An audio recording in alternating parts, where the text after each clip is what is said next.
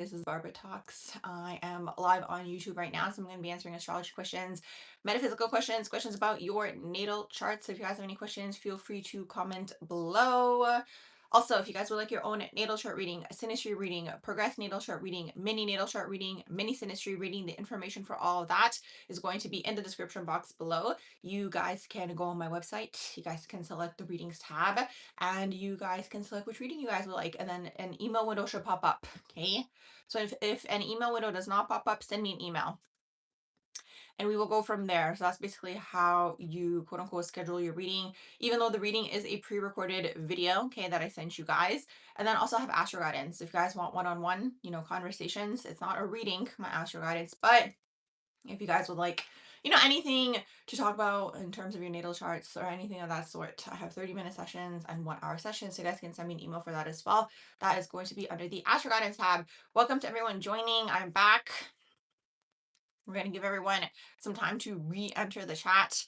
Basically, what I was talking about in the other live, I wanted to mention here again, was the fact that these energies are wild. Okay, so just so you guys know, people around you are wilding out and acting all types of ways is because the energies are wild. This is really intense. Like, I need to see what else is going on because it can't just be the Mercury retrograde. I was just saying, like, I feel like also because everything was in Pisces and it's about to go into Aries, I just feel like it's going to be an interruption of energy.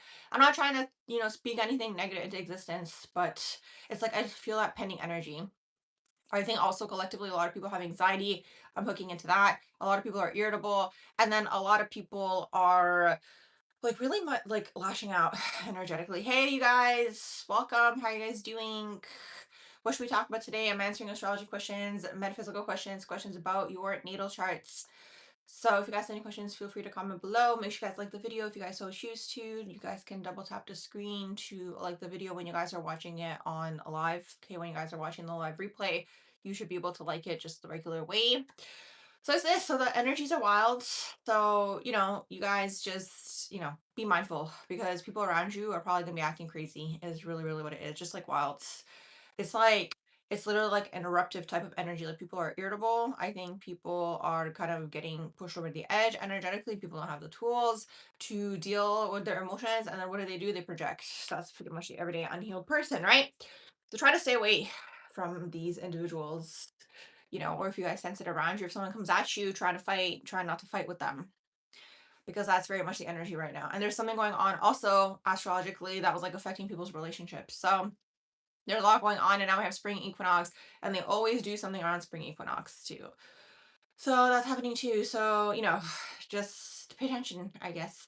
Welcome to everyone joining. How you guys doing? I'm answering astrology questions, metaphysical questions, questions about your natal charts. What should we talk about today, guys? What would you guys like to know about astrology, the metaphysical world, psychic life, clairsentient life, all the things? What should we talk about today? I'm on a little bit earlier than usual, way earlier than usual, actually. So let's see who is out there. This is for the people who probably can't join the later lives. Hey, Mr. Mystique, welcome back. You said tell you about your A house. It's in Gemini. Okay, you need to be careful when you guys have A house in Gemini, when you guys have Scorpio, Gemini energies in your chart. Okay, those combinations, especially if it's in the personal placements. Okay, because it's like those energies are prone to getting, if you're in the shadow of the energy, obviously I'm not trying to speak this into existence for you, but if you're like wilding out, those energies are prone to getting STDs, things that are like recurring issues, right? Because it's Scorpio, it deals with sexuality and like the reproductive region, and then it's Gemini's repetition, multiple, right? Things coming through. So keep that in mind because Gemini in the A house also might be into multiple, sexual partners, right? Because it's Gemini again. You might have multiple options in general when you have Gemini in the A house. So keep that in mind. Now, other than that, the A house is a shadow of the self. So it's like you kind of have to look at what's the shadow of Gemini that you're kind of like quote unquote integrating. I guess you can look at it that way. So the shadow of Gemini can be inconsistent. The energy can be flaky. They can say one thing in the morning, change their mind by the evening, forget about it. It's the energy where it's like you have 50 tabs open on your computer. It's like you wanted to look up a recipe of how to make blueberry cake. And then now you're all the way like looking at, something that's going on in some other part of the world. Hey Adam, you said does Rahu seventh house, so Rahu's north node, mean that your partner will be attracted to you based on intense lust alone? What exactly will this obsession be? I've never heard that before, so I'm curious to know. I know in Vedic astrology, like I do the tropical sidereal Western astrology, or no, I do tropical Western astrology. I don't do sidereal astrology. Okay, so I look at the Western tropical Placidus system. Okay, so I don't look at the sidereal system. I know in the sidereal system in Vedic, they always deem like Rahu and Ketu to be negative and that this is like the shadow of the self. I don't believe that personally. I see the North Node and the South Node actually where you're supposed to go in this lifetime. So I always want to know the logic, like where did that conclusion come from? That they deem this to be, something so negative. But yes, so I'm curious to know. Hey, oh my gosh, hey from Amsterdam, Europe. How's it going over there? What's the weather like over there? Yes, thank you. Thank you, thank you, thank you. Thanks, you guys. Thanks, you guys. Welcome to everyone joining. If you guys so choose to, you guys can double tap the screen to like the live so we can meet more astrology friends. Obviously, if you guys want to, thank you so much in advance. What do you guys want to know about? I'm answering astrology questions, metaphysical questions, questions about your natal charts. You said they say Rahu is a headless body, so you guess physical desire is never ending. Okay, here's what I'm going to talk about, quote unquote, desire, okay? This isn't really connected to astrology. Here's the thing, like desires like in the lower chakras, right? So it's going to be something connected to your root chakra, it's going to be connected to your sacral, or it's going to be connected to the solar plexus in the shadow. Okay, so you kind of have to explore like what is the desire that you're looking for. Some people think that they have all this quote unquote sexual desire, but it's like you don't actually have an outlet for your sexual energy. Okay, so in terms of doing something creative, in terms of redirecting that energy towards something else, it's a socialization type of thing. Okay, when you look at desire in that way, and you're actually wasting your energy and you're depleting yourself. Okay, you're depleting your life force energy in this way, okay? Especially when it's in the shadow. So that's the sacral chakra in the shadow. Sometimes people, have this desire to, let's say have a lot of money and wealth, but it's like, what is the root here? Like you're always trying to cover up some kind of feeling, right? So what's the feeling that you're trying to obtain through the quote unquote desire? For some people, it could be safety, it could be security, it could be freedom if you're looking at the root chakra, right? It could be all these things. So you kind of have to actually get to the root of the feeling and actually put yourself in that feeling. Like that's something that they talk about in like the law of attraction and manifestation, but they're missing the action element connected to that. I find it's like two truths and a lie and everything, so there's a lot of information that's true and a lot of information that's just like blurry, right? So it's two truths and a lie, but anyways, so that's the thing, you have to get to like the root of the desire. That's the whole thing here, right? Some people want power and it's like, why do you want power? Usually those people were powerless, felt powerless. Sometimes people want, let's say, fame, and it's like maybe you felt invisible when you were younger, or maybe you want the recognition, or maybe you want to be seen and all of these things. But it's like people think that it's this external thing, but it's actually a feeling and an emotion, okay? That you're trying to mask. Is really what's going on. So it's this. So when you're talking about physical desire, okay, it's like you want to see what is the root of that. Is it, again, unexpressed sexual energy that you haven't directed in to something creative, into something productive, right? Into some kind of goal, right? It could be art, it could be creativity, it could be literally anything, right? So it could be this. Or is it like you're trying to mask a feeling of loneliness because you're actually maybe looking for a connection, but maybe not you, but anybody. That's just like in general for people, right? Sometimes people don't actually know how to make connections. The whole issue here, like right now in the collective, if you ask me, is like people aren't authentic and most people are projecting a fantasy onto another person. So no one's actually seeing people for who they truly are, because also they don't see themselves for who they truly are. Does that make sense? So that's the whole issue here. That's the issue with like everything right now when it comes to relationships. And then people externalize it on external things, and they say it's this they want, it's that they want. But really, like, no one's really truly seeing themselves and they're not seeing the other person. And then I just find it so interesting because then people sometimes feel deceived in these dynamics, but it's like you were actually deceiving yourself because you were projecting a fantasy onto the other person. So, homework, I guess, or self exploration for everybody is to see what are your quote unquote fantasies that you're projecting onto other people, or like the story you want to play out with a person, right? Because then you're not seeing the person for who they are in front of you. You're projecting this thing onto them, like a dream or whatever. Right? So different people have like different things going on. So that's pretty much what's going on. Let's see what else you guys saying in here. You said, hi, what does it mean when you have Mars in Aquarius in the second house squaring your Jupiter and Juno in Taurus in the fifth house? Hold on a second. Mars in Aquarius and it's in the second house. Mars in Aquarius is a challenging energy. I'll tell you guys that much. because it's like Mars to me is the solar plexus, so it's kind of like the core of the person. You can kind of look at it that way. So it's like a core part of your personality is Aquarius. So there's an energy here that's like a strong need for freedom, a strong need for individuality, a strong need to be your own person and express the self. So that's the struggle because it's like your self expression, because it's Aquarius, is basically squaring Taurus, which Taurus is looking for security. You know what I mean? So there's this push pull between wanting the freedom, wanting to express yourself, wanting to do your own thing, and then also Taurus, right? And because it's Juno, it'll come up in your relationships. Okay. Where it's like part of you could be thinking that you're looking for some sort of stability, but then, when that comes, you might sabotage in one way, shape, or form because you need your freedom. So it's hard, you guys. When you guys have Aquarius in your chart, it's a very challenging energy to have, especially if you have squaring aspects, even the opposition, okay, to Leo.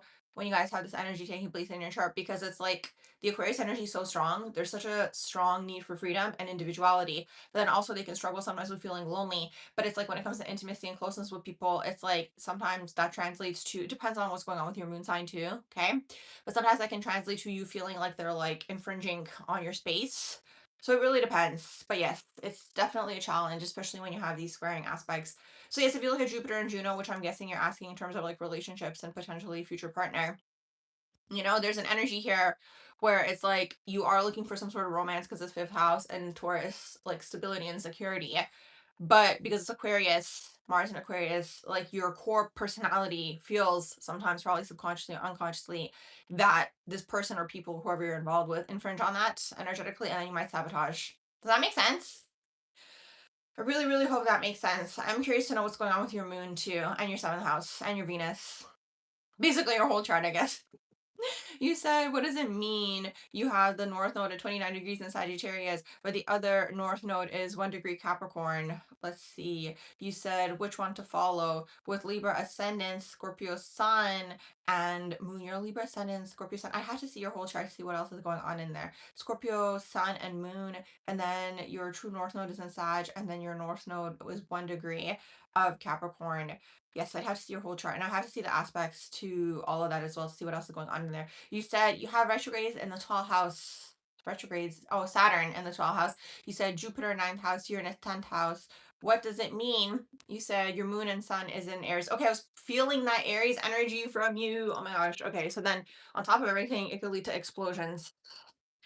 Moon, Sun, Mercury, and Aries, and your Venus is in Gemini. Yeah, so that's the struggle. Okay, I was literally picking up on that Aries energy in there because it's like, when people are kind of like too much in your space, you might explode at them on top of that. Okay. Because on top of the Aquarius, I have all this Aries. It's like these are the energies that really are about individuality, the self, doing your own thing, being free. And then Venus and Gemini is variety and options, of course. So yeah, it's a challenge. When you have, again, Aquarius, I'm going to say it again, the Aquarius energy squaring, if it's squaring Scorpio or if it's squaring Taurus, it's a challenge, okay? Because it's almost like the Aquarius energy takes over, okay? The need for your individuality, but then you go through this phase where you're kind of like, doing your own thing.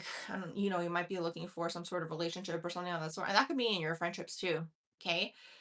But it's like the self comes first, especially because you have Aries. When you guys have Aries in your chart, like it really is a lifetime of the self. So it's kind of like contradictory, which again is opposing Libra, right? It's contradictory when it comes to relationships. I guess you can look at it that way. Okay, so back to retrograde in Saturn. Okay, so retrograde Saturn, and you have it in the 12th house. Okay, there's something going on here. Usually Saturn retrograde is like the father, okay, is absent in one way, shape, or form. So mental, emotional, or physical absence, which means now there's an absence of masculine energy internally, okay? So what does this mean? Okay. And it's not the stereotype. Every day everyone's trying to be performative with these energies. Masculine energy, these are traits. Okay. So leadership, boundaries, perseverance, going after things, being a starter, like that's all masculine energy. Okay. These are traits. Okay. And then you have feminine energy. Let's say feminine energy would be intuition, creativity. Like that's the feminine energy, right? And you need both energies to operate. So because you have the retrograde, it's like the energy suppressed within you because the father was probably doing his own thing. I'm curious to know what's going on with your sun. What house do you have your sun in? And just in general, what sign is it in? Saturn in the 12th, it's like your past life quote unquote enemies are like people who are in positions of authority. So you could have like struggles with authority. So it could be like your teachers, it could be your managers, it could be your, anyone in that position quote unquote above you, okay? You basically unconsciously don't get along with these people, okay? Because a lot of these people could be quote unquote enemies from a past life. So when I say enemies, it doesn't mean they're out to get you, but on some level, you probably unconsciously remember. This is probably why there's friction with these people. Okay, it could also be the father, by the way, because it is Saturn. Okay, there's some sort of friction here. Okay, when it comes to these individuals, because it's like on some level, you unconsciously remember probably where they either like added you in a past life, for example, or betrayed you, or something of that sort.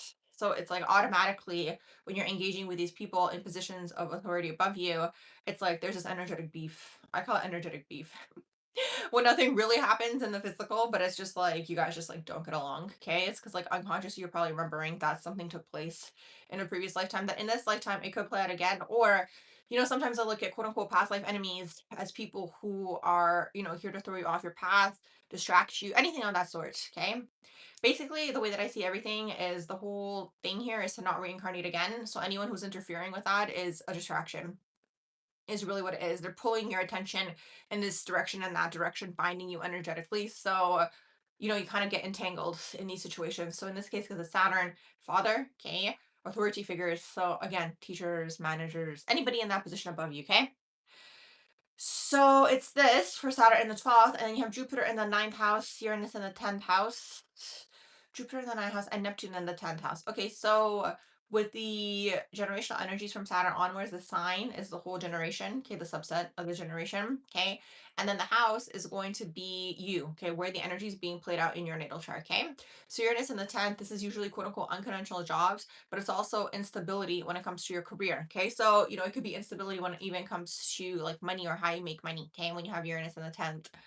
So, what does this mean? Okay. It means you could change your job a lot. This could be someone who has, let's say, their own business where it's like you got a lot of money at once and then you don't have money. It stabilizes eventually, right? But in the earlier part of your life, you might really feel that Uranus energy.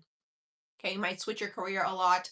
You might change your career a lot. It could also be an unstable father. Speaking of the father, okay, I look at the 10th house as the father or the dominant masculine role in your life. Okay, if the roles are reversed, you can look at that parent if it was the mother who took on that role. Okay, but the 10th house is this, so instability connected to that 10th house, and then also that means your Uranus. Okay, if it's aspecting your midheaven because it's in the 10th house, it's probably aspecting your 4th house too, which in that case also there was instability when it came to the home overall. Okay, so it's like whatever the instability connected to the home, which is the four house, is affecting your career, is really what it is, or your work or your public image. So you're gonna have to rectify what that instability was.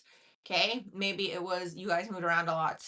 Maybe it was, everything was different every day, something of the sort, but you're used to it, right? So these people thrive in these energies. So Uranus in the 10th house could also be like careers where you're, working in fields that are like, people who are on call, you know what I mean?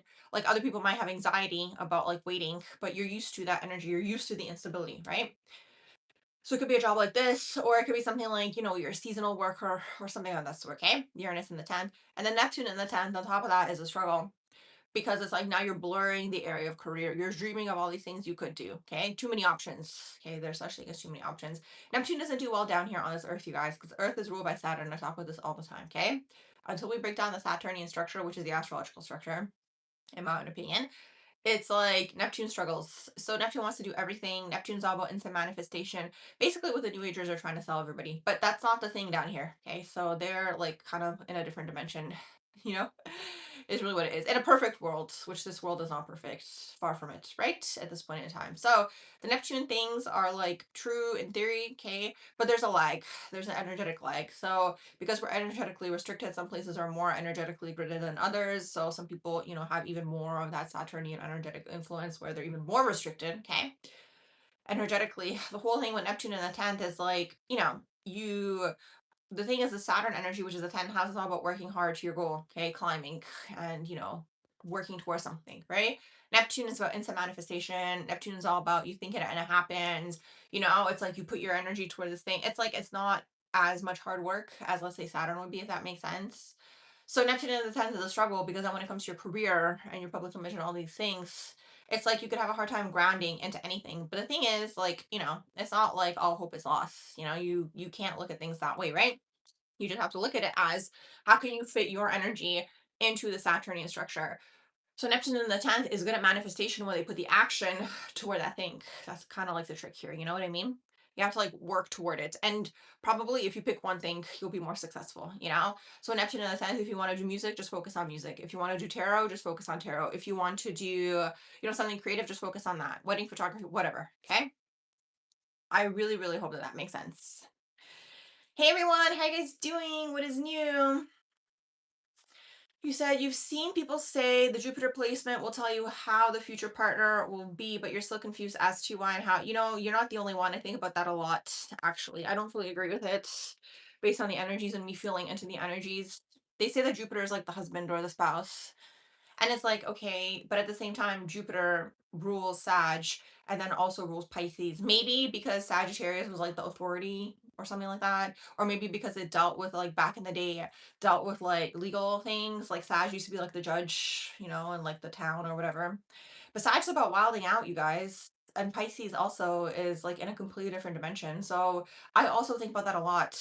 How can that portray your future partner? You know, I'm sure someone's going to have some kind of explanation for it. But when I look at the energies, Jupiter's about expansion and it's about freedom, you know, and it's about movement and it's about freedom of the mind, right? So, in terms of future partner, okay, what I look at when I'm looking at charts, I look at your seventh house ruler, okay, what's going on with the seventh house ruler, the aspects of the seventh house ruler, okay.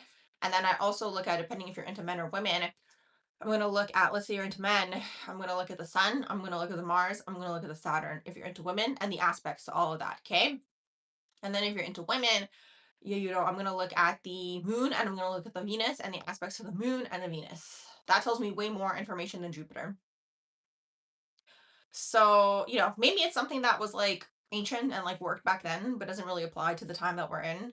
Because yes, Jupiter and Juno, like they talk about that, Jupiter and Juno are the lovers, and this is going to tell you about your future partner. I have videos about that on here as well. But the more time has gone on and the more I think about it, the more I feel into the energies, I'm just kind of like, really? Like, what about Jupiter has anything to do with relationships? If anything, the eighth house is about your spouse, right? The eighth house is about like those intimate dynamics, even that sometimes I think about too. For example, like the seventh house is your relationships, and it could be how you get into the relationship and like how you are in interpersonal relationships. But the eighth house is like actual merging of resources. So that makes more sense for the spouse to me. Even that makes more sense. Even that makes more sense to me than the Jupiter. So yeah, you're definitely onto something. You said you have Saturn retrograde in the 12th house. Oh my gosh, another Saturn retrograde in the 12th house there as well. Yours is in Libra, and then you said right next to Pluto and Mars, and your sun is in Pisces in the 5th house. Your dad was absent from your life. That's the sun in Pisces. And you struggle with all authority figures. There you go, confirmation. So when you guys have sun in Pisces, when you guys have sun in the 12th house, when you have sun Neptune, there's something here going on with the father where you don't see him clearly. Saturn retrograde, there's something going on here with the father where he was doing his own thing. It depends on the rest of the energies. Maybe he was working all the time. Maybe he was checked out on the couch all the time. Maybe he was just in his own world, So it can manifest many, many different ways. But yes, that's really, really interesting. They mentioned that he's absent. Sun in Pisces. Yep, that definitely tracks. You say you have Virgo in the 5th house. What's my take on that?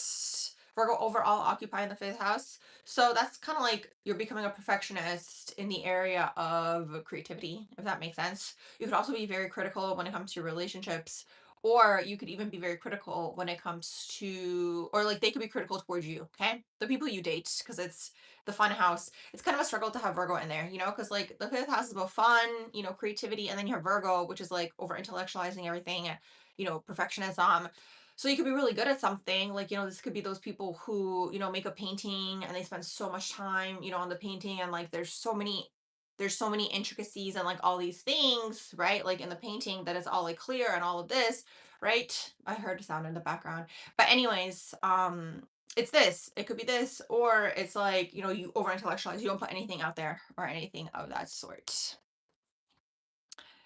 It's so wild. They created this like noise canceling thing on YouTube. So you guys, which is actually kind of good for you guys. You guys can't hear anything that's happening in the background. Even when my phone was here and it was ringing, you guys couldn't hear it. You said you had Neptune conjunct Venus in the 12th house in Capricorn. Oh my gosh. Yeah. You're welcome. I'm glad that you were over there in Germany. What's the time there? It's the evening for you guys, right? You said you have Venus retrograde. both in 29 degrees. Neptune conjunct Venus, that's a struggle when it comes to relationships. You're basically looking for this like one true love story that, is in Neptune again, that's out of this world, that is, beyond, is really what it is. So that's the struggle, because it's like this energy, because sometimes, again, speaking of projection, that was something I was talking about at the beginning of this video too. It's like this energy could have like certain fantasies connected to romance, for example, thanks to movies and all of these things, right? When you were growing up, you know, you have these like fantasies, and you could be projecting that onto a person, is really what it is, or looking for that in a person, or wanting some kind of story, right? Which is fine, but then you don't see the person for who they really are, okay? Or people, because it could be in your relationships as well. So it's a struggle to have this, because, these people could sometimes be unhappy with their partners, because, it's like they're not living into this dream that you have, or this fantasy that you have, or the story that you want, or something of that sort. And then sometimes in the extreme version, you could feel deceived by people, okay? Because it's Venus, it could be women, right? But it could just be relationships overall. It depends. It's gonna play out differently in, like, let's say someone who's male dominant, or like masculine energy dominant in their chart, and someone who's like, let's say, feminine energy dominant in their chart, just because of socialization, right? So it's gonna play out differently. Someone who's, let's say, more male dominant, or like masculine energy dominant in their chart, like they could really go into like feeling deceived by women, and all these things, but it's actually their own fantasies. Like it's their own delusion, and their own like, illusion. And I really try to stay away from the word delusion. It's not that. It's just like with Neptune, like what I find sometimes too, if you have Neptune Venus, it's like it depends what else is going on in the chart. But sometimes these people grow up watching movies, or you're in isolation a lot, or something of that sort. So it's like you learn about love through movies, for example. So you're kind of like looking for that down here on this earth plane. And it is something that exists just outside of this realm. So that's the struggle. And then you have it in the 12th house, so there could be a lot of like deception here also on top of that, or like past life enemies also on top of that, connected to Venus, which are friends, lovers, okay? It could be women sometimes, because it's Venus, feminine energy. But it's this, you have it in Capricorn. It could also be, let's say, in like business things, for example, because it's Capricorn. Like in that realm, it could play out. Like you could meet these people maybe there, or something of that sort. So it's this. You said having a stellium in the 12th house in Libra. Does Libra energy have a big influence in your life? I mean, it's going to be there. You said you're Scorpio rising first house, and you said as well, and you think that I made a video about looking at the sign before the rising. I'm not sure if I have a video on that, but what I will say is it's a merging of the energies, like an amalgamation of all the energies, right? So when you have Libra in the 12th house, like let's say, Sun in Libra in the 12th, or whatever is going on in there, it's like your energy, okay, is like an amalgamation of those energies, right? So it's like it's more of a watery Libra, it's more of like a Piscean Libra, it's the two energies together. But when you have Libra in your chart, like there's still Libra things or themes that you either possess or have to overcome, right? So you can still be charming, you can still be chatty, you could, be cute, right? Like all of these things, when you have Libra energy and they're attractive, you might like to dress nice, and all of these things like that could be there, right? Depends on the rest of the energies in your chart. You are Scorpio rising. So, being a Scorpio rising, you might be more so like behind the scenes, for example, especially with the 12th house in there could be a lot of like projection towards you. So maybe you'll try to kind of like merge into the background and like blend into the background. But really, the energy here is like, because it's Libra, okay, it's like you still have the gift of dealing with people. You know what I mean? Or you're meant to deal with people, even though they probably drain you. So that's a struggle, but you have to look at it as, that's the purpose or role or whatever, right? Whatever way, shape, form you guys want to look at it. Okay, when you have those energies together, you're meant to be out there interacting with people, because it's Libra, right? Bringing people together, hosting things, party host, all these things. But it's like the undertones are healing here, okay? Changing and transforming, and then maybe trying not to internalize as much when people project at you, okay? That comes with like having a strong solar plexus chakra, you know? The more you develop the strength and the solar plexus, like the confidence, the belief in the self, the boundaries, all these things, the less like people's external things affect you, and the more you can kind of do what you're meant to do down here on this airplane. I really hope that that makes sense. You said that's hard. You're tired from people you want to stay home. I know. Yeah, that's the thing. You have to figure out how you can process people's energies. You're probably gonna have to develop stronger boundaries, okay, and also how to like elevate your own frequency. Right. I have a video on here called "How to Stay Grounded as a 12th House Person." Anyone who absorbs energy should watch that. I give you guys a few things you guys could do to stay grounded, yes, but also you can apply those things to like not absorb as much, you know. And it's like you have to be grounded in your person. You have to develop a strong energetic field, right, which is connected to your solar plexus, the confidence in the self, knowing who you are, all these things. Because the way that I always see energy is it comes through the body, okay, comes through the vessel, and usually it like gets transmuted around the solar plexus area. And for a lot of people who have these abilities, you know, to clear, to purge for others, and all these things, it gets stuck in there, or it just gets stuck within the body in general. So I talk about exercise all the time, you guys. You know, it's more so about the energy levels and purging the energy out of the body. Okay, exercise and all of these things, right? You know, it could be yoga. It doesn't have to be like anything hardcore, right? But just like moving the body so you can move the energy out of your body. You know, is really what it is. Animals are really good at that. Like animals don't hold on to things, but humans do. Is this, and then when you have like 12 house, you know, 12 housers, I notice sometimes, even with Scorpio combination in there, they have to be a little bit more shy, a little bit more withdrawn. It's really an interesting energy to see play out in real life. I hope that makes sense in like the day to day. You know, when you meet these individuals, even Pisces individuals, they're always so kind. I can always see Pisces in an individual. But because you have that kind of energy, everyone's coming towards you, right? Because you have acceptance and unconditional love and all these things. But it's like, you know, people are probably going to dump on you. And it's like, you know, do you need to absorb all that is really what it is. So it's a journey, just like anything down here on this airplane. It's called How to Stay Grounded as a 12 House Person. I'll share it if I rewatch this. I will put it in the description box below. So that's note to self. And maybe I will share on the community tab for the others to see if they don't watch this live video. Let's see. I'm just going back up to see what else you guys were saying. Hey, Renee, how are you doing? You said you have Pisces in midheaven with the rulers in the fourth and the eighth house. You said you have Jupiter retrograde in the fourth house, Neptune retrograde in the eighth house. Oh, that's intense. You said, will you always struggle with visibility in career, or does it change at some point? Pisces midheaven with the rulers in the fourth house and the eighth house.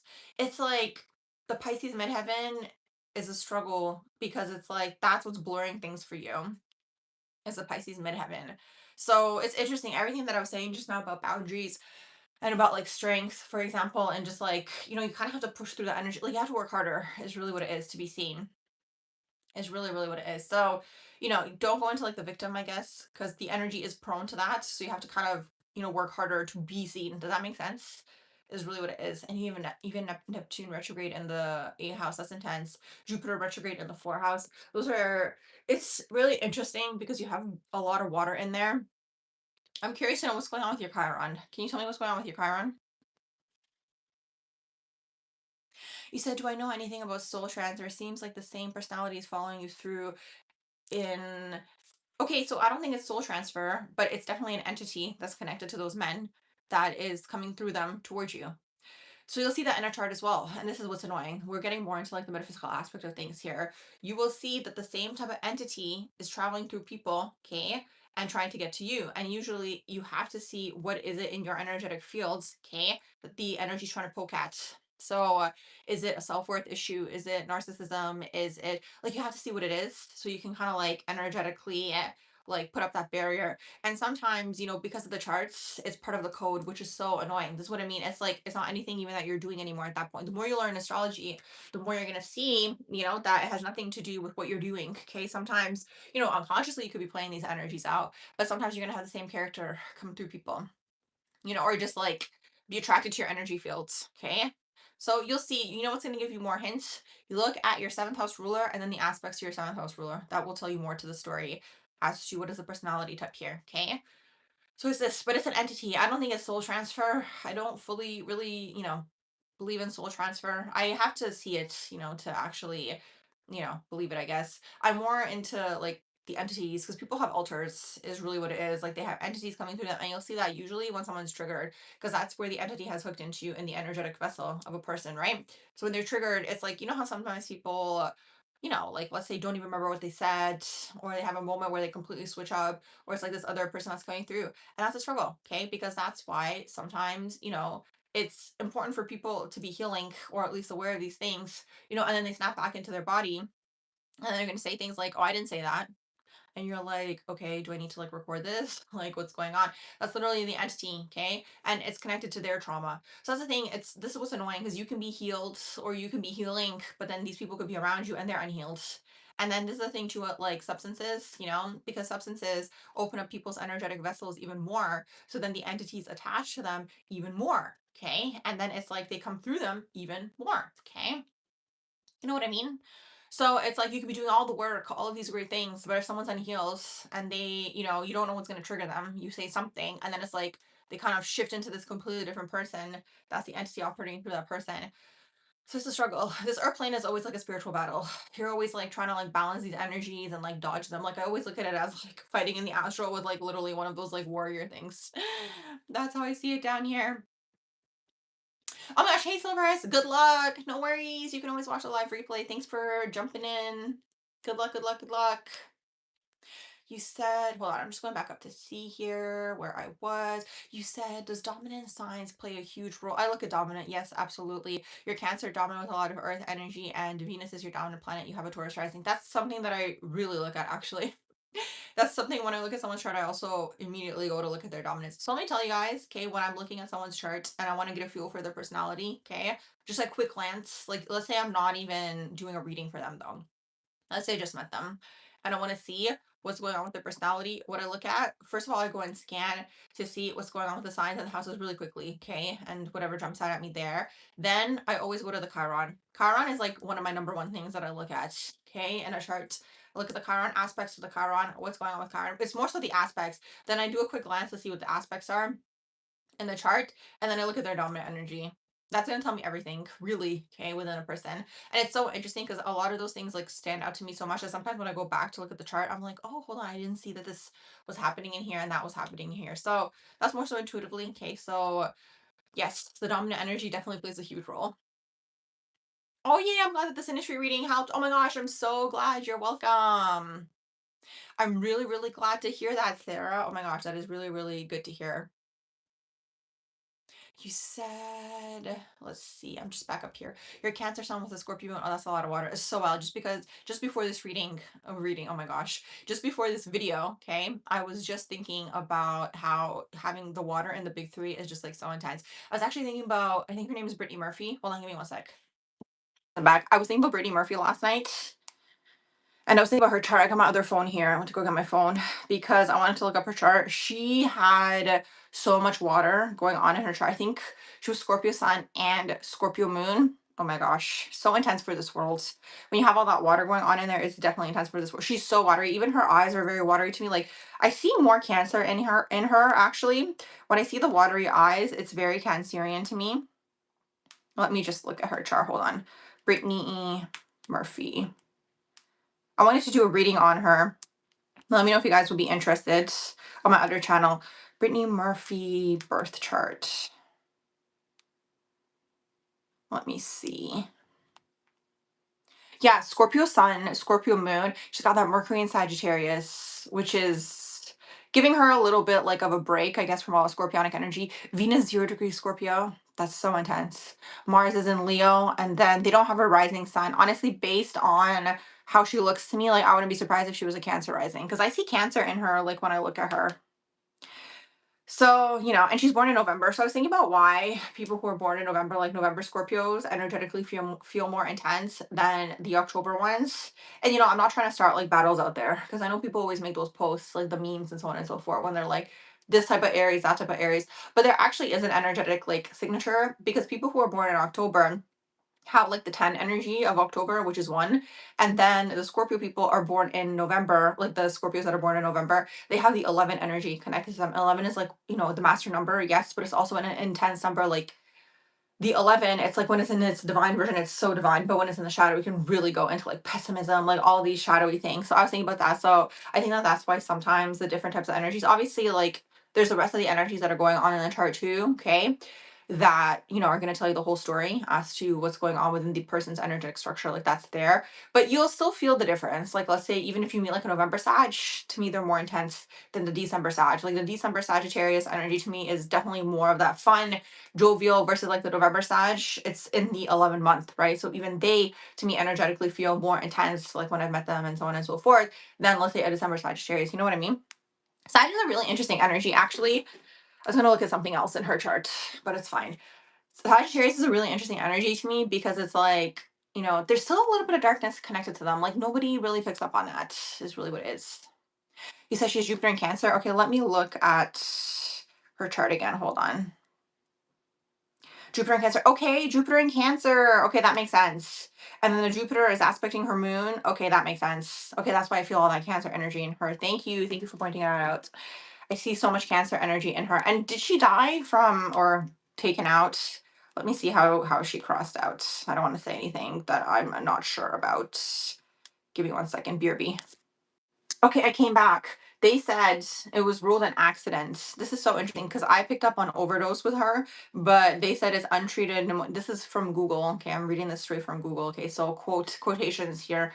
Okay, pneumonia, severe iron deficiency, anemia, interesting, and multiple drug intoxication. That's interesting. Something that I heard recently, actually, which is really interesting that it said the anemia thing in there. I heard recently that Scorpio energies in a chart have a hard time, and obviously I can't confirm this, I just heard it. So, you guys take it with a grain of salt, but it just stood out to me. It just made sense. Like, they were basically saying how, like, the Scorpio energy has a hard time to, like, retain nutrients. So it's really interesting that said, like, that it said that for iron deficiency. But honestly, guys, I picked up on overdose for her. Like, I thought she overdosed, but anyways. Yeah, a lot of people seem to die from pneumonia. Have you guys noticed? Even they had the Oscars the other day. Didn't any of you guys watch the Oscars? They had that the other day, and when they have like the celebrity deaths, there's a few people that I looked up, and they all had crossed out from pneumonia. So that's really interesting. Anyways, I'm just back up at the top here. Cancer Sun, Capricorn Moon, Saturn, and Pluto in Scorpio. You're so confused at the moment. What are you confused about? See, I always click something over here. Hold on a second. Okay, I click something on the side here, because there's like all these options, but I don't even know what they're for. But anyways, I just like unclicked it. Let's see. You said 0 degrees Aquarius, ruler Saturn in the seventh, Uranus in Scorpio conjunct Sun, Mercury, and midheaven. So interesting. Check out the beginning of this video, Lorraine. I was talking about how it was for Uranus in the 10th house, but it's going to apply to your Uranus and midheaven conjunction. Usually these people have like unsteady income, or they might have unstable jobs. But it's like when it's an unstable job, it could be you change your job a lot. Like it could be this, or it could be like a job where there's instability in the job. Like let's say someone who works in the stock market, right? It could be this, or it could be somebody who is a freelancer and they have a lot of money and then they don't, and it could be this. It could be something of this sort. It could be someone who works on call. It could be something of this sort because it is in Scorpio. You could literally work like in some sort of like crisis field with all of that in there. So interesting. You said there's a lot of mystery behind her passing. I'm gonna do a reading on her. Hey Beatrice, how are you doing? I need to get back into that channel. But I'm kind of like, are you guys even into that channel? That's why it's kind of like I do it and then I'm like, whatever. And then I'm like, okay, let me do it again. The thing is like I have to hook into the person's energy. So it's not like I can go like every, all the time, boom, boom, boom, boom, boom, like all these different people. Like I kind of have to hook into their energy. I hooked into her energy. I was thinking about her, and I was thinking about Robin Williams. Actually, I was thinking about her, I was thinking about Robin Williams, and then I was thinking about Johnny Cash. They all have water in their big three. And I'm trying to think, did Robin Williams struggle with addiction? Johnny Cash did. So that's the struggle. You guys have to, like, if you have these, like, water heavy charts, you have to try to stay away from substances. It has nothing to do with, like, living, like, the perfect citizen. It's not this. It's like you feel so much and then you don't know how to, transmute the energy. And then these people kind of go towards substances. So that's a struggle for them, is really, really what it is. You said, do I know anything? Oh, I already answered that one. 12 house Saturn. Oh my gosh, there's so many 12 house Saturns in the house today. I did an explanation. I was going to say I did a video, but it was in the earlier part of this video. I explained the Saturn and the 12 house. It's like past life enemies coming through in the early part of this video. So watch the replay for that for more information. But yeah, 12 house Saturn is like past life enemies coming through the father. It could be through it could be through the father, it could be through authority figures, it could be through teachers, all of these people. Hey, fairy goddess. Mashi, I'm glad that you're here too. What's new? You said you studied psychology and you love astrology and you work in finance. Other people's money. Yep, that's all Scorpio. You said change jobs up until your 20s and 30s, just working your way up. I know, I need to look and see, because you know how every planet matures? I need to check and see when does Uranus mature. Because it also feels to me that the Uranus energy stabilizes the older that you get. So Saturn, I'm trying to think. Saturn is like 35, 36. So Uranus might be a little bit past that. We're talking about everything, fairy goddess. We're talking about everything.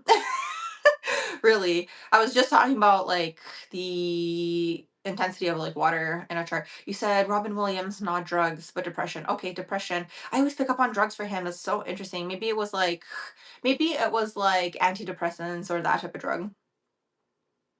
You said Kurt Cobain too had lots of water in his shirt. Okay, there's another one. Yeah, a lot of them. It's intense. And some of them tend to be super ahead of their time. One of you guys said, yes, I'm confused, or I'm wondering, okay, what I was talking about when, you confirmed whatever I was saying. You said you had an entity in your field heavily Scorpio coded. Yeah, Scorpios are sometimes the vessels for entities. And I don't mean that in like a negative way. I know everyone loves to talk smack about all of the signs, and especially Scorpios, okay? But Scorpio in the shadow tends to hold entities more, let's say, than the other signs. Okay.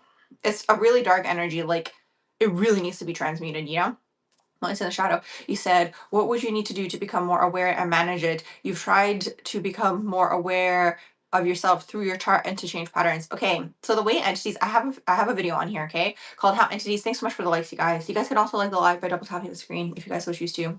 I had a video on here where I talk about how entities attach to your auric fields, so that video will probably be helpful, okay? And obviously my information is always evolving too, okay? So that's, the information that I had at that time.